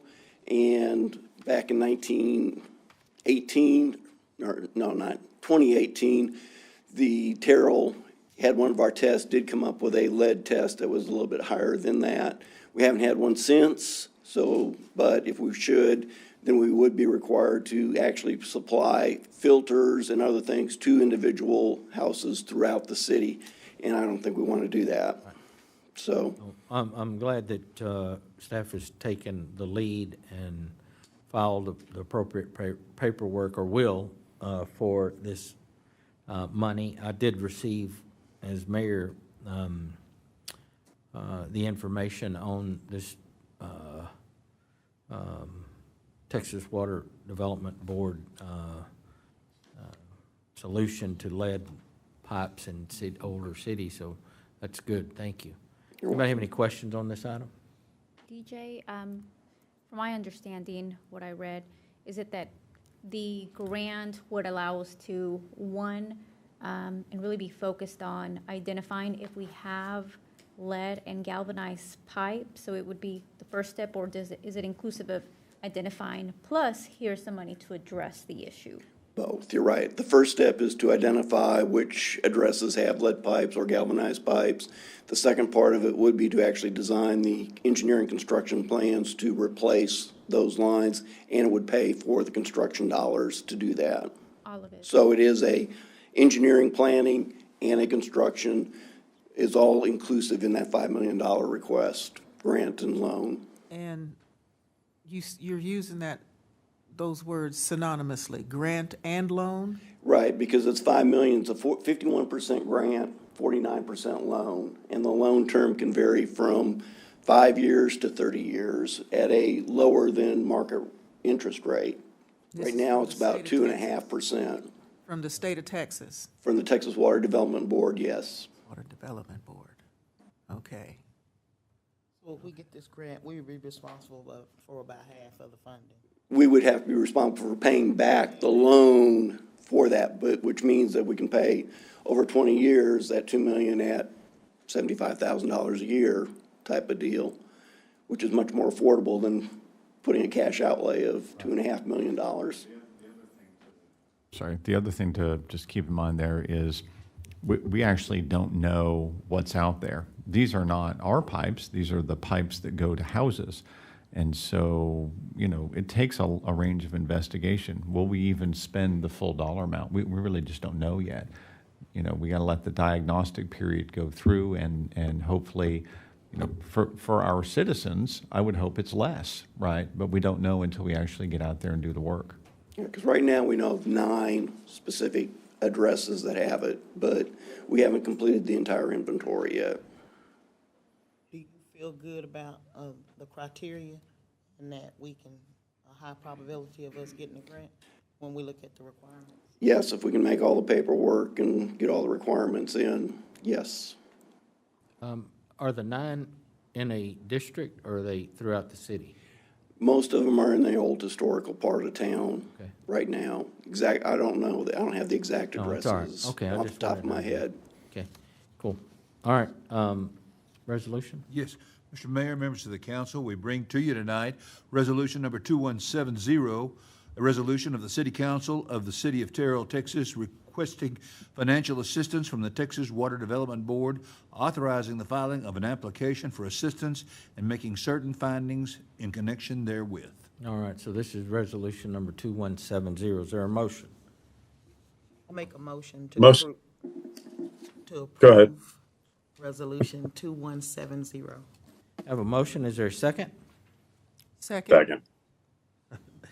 I have a motion from Stephanie Holmes Thomas, Mayor Pro Tem District 4, and a second from Phil Robinson, Deputy Mayor Pro Tem District 5, to approve Resolution 2170 as presented. Is there any further discussion?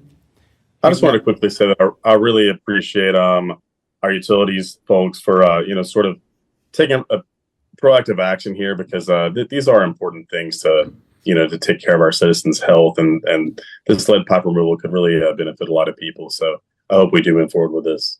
Yep. Is there any further discussion? Again, hearing none. All those in favor, let it be known by stating aye. Aye. Aye. Any opposed? Motion carries unanimous vote of those present. Our next item on the agenda is 6.3. Yes, Mr. Mayor, members of the council, we bring to you tonight Resolution number 2167, a resolution of the City Council of the City of Terrell, Texas, authorizing the approval of a development agreement between the City of Terrell, Texas, CM Realty LLC for the Evening Star Development for a mixed-use residential development in Terrell, Kaufman County, Texas, authorizing the city manager to negotiate and the mayor to execute the development agreement and establishing an effective date. All right, if there's no exception, the mayor moves to suspend the rules and move into executive session at this time. Is there any objections? Hearing none, we are, let me see.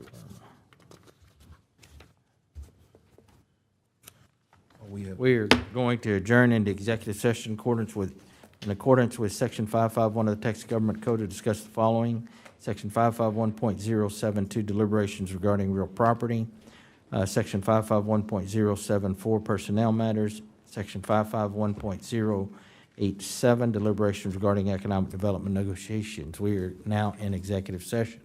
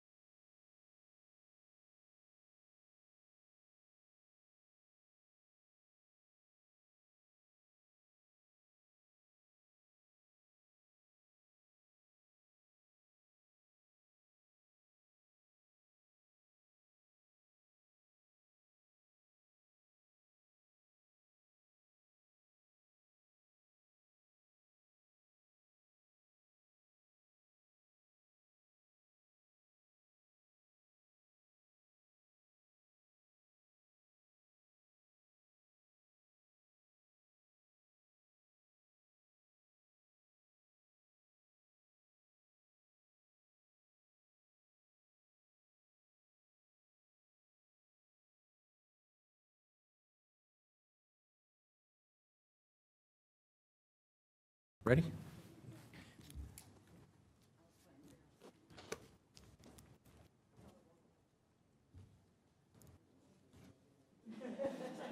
Consent agenda. Is the rest of the meeting the consent? We just gonna do the consent agenda, Hey, man, I gotta go pick my granddaughter. Right here. This clock is yelling at us right now. All right, sorry. Here we go. We are going to reconvene into regular session.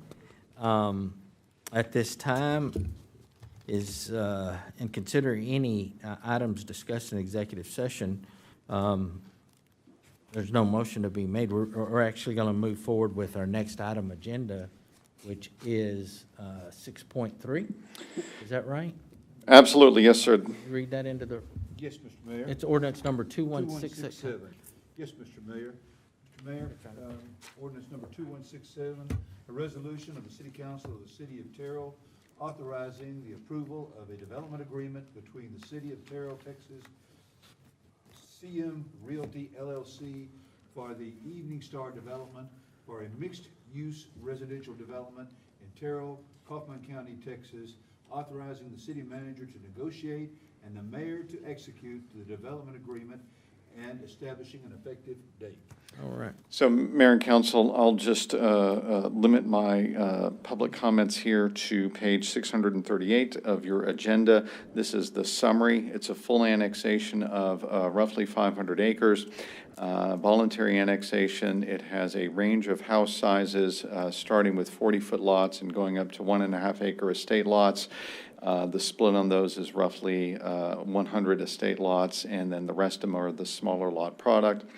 There's a maximum of 790 units of multifamily allowed. There's a donation of 16 acres of land for a future school district property, and that has been coordinated and discussed with the ISD. It provides for an 11.3-acre community center with amenities, the acquisition of a new 15-acre regional park with sports facilities and soccer fields and the like. It preserves about 30 acres for commercial development. That's adequate for about 194,000 square foot of future retail development. It provides a greenway connection between the Evening Star development and the Hillside development so that a water line and a recreational trail can go back and forth between those two fairly adjacent neighborhoods. It preserves 58 acres roughly of floodplain as green space for public enjoyment. There'll be a capital public improvement district as part of these negotiations that will help fund those public capital improvements. There'll be a maintenance public improvement district to make sure that the mowing and cleanup expenses are not fully on the city of Terrell.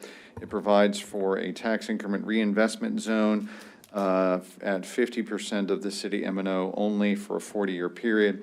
And the impact fees for commercial and multifamily remain per city ordinance. The residential ones are capped at $12,000 per permit, and of course, as per existing ordinance and state law, there are credits available for their public improvements when they're building a public improvement that would be beyond the basics. So that's a quick summary of the Evening Star agreement. I want to thank Jana, Chris Knapp, DJ Brower for being the team working on the project over the course of time, and we are pleased to recommend it for your approval, and I'll pass it over to you, Mayor. All right. Is there a motion on Resolution 2167? Motion to approve Mayor, I'd resolution like- number 2167. Motion, is there a second? Is there a second? Mayor, second. All those in favor, yes. Mayor, I would like, Go ahead. No, I'm sorry. Mayor, I would like to offer a motion that we table our vote on resolution number 2167. You can't postpone, you mean? To postpone? Postpone it. Can we get our parliamentary steps here nice and slow? Yeah. So- I know, that's what, I'm not confused about how we're gonna, So we got to proceed take with them it. first, the one to postpone.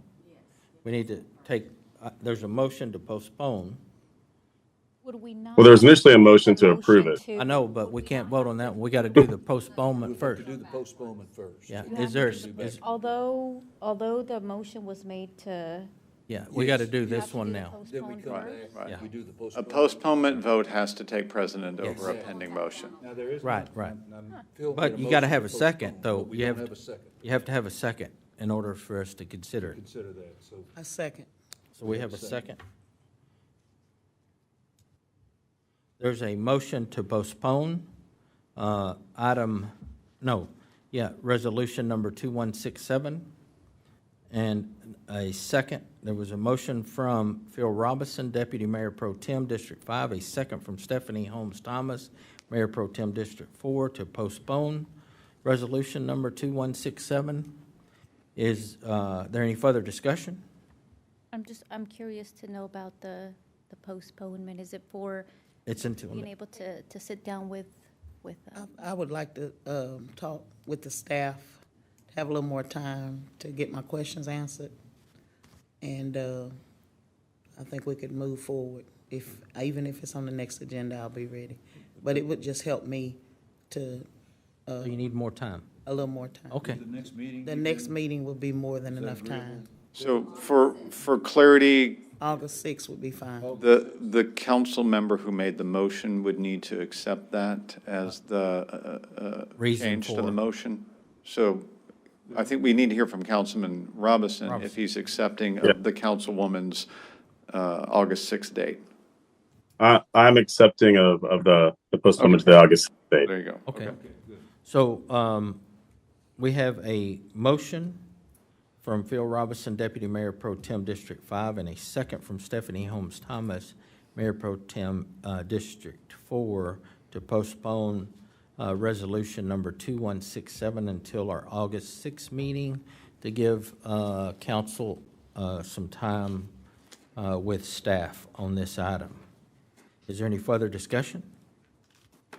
Hearing none, all those in favor, let it be known by stating aye. Aye. Aye. Everybody said aye? Aye. Okay. Any opposed? Nope. Motion approved with unanimous vote of those present. Our next item on the agenda is, well, no, because it's No, we've postponed already- now. We've already. Well, there's, It would by rule, it would, by right? rule it would. Because By we've rule already it would. passed, yeah. Well, wait, if Councilwoman Because that one that Velazquez- one superseded, We're postponed it until August the 6th. yeah. I know, but we cannot let Councilwoman Velazquez's No, it was my motion. motion hang in the air. Is But that correct? We have to dispose of it? Well, We have to say something about it. we did. We're saying we've. Yeah, we're postponed it postponing. till August the 6th. Okay. August You the want 6th. to? All right.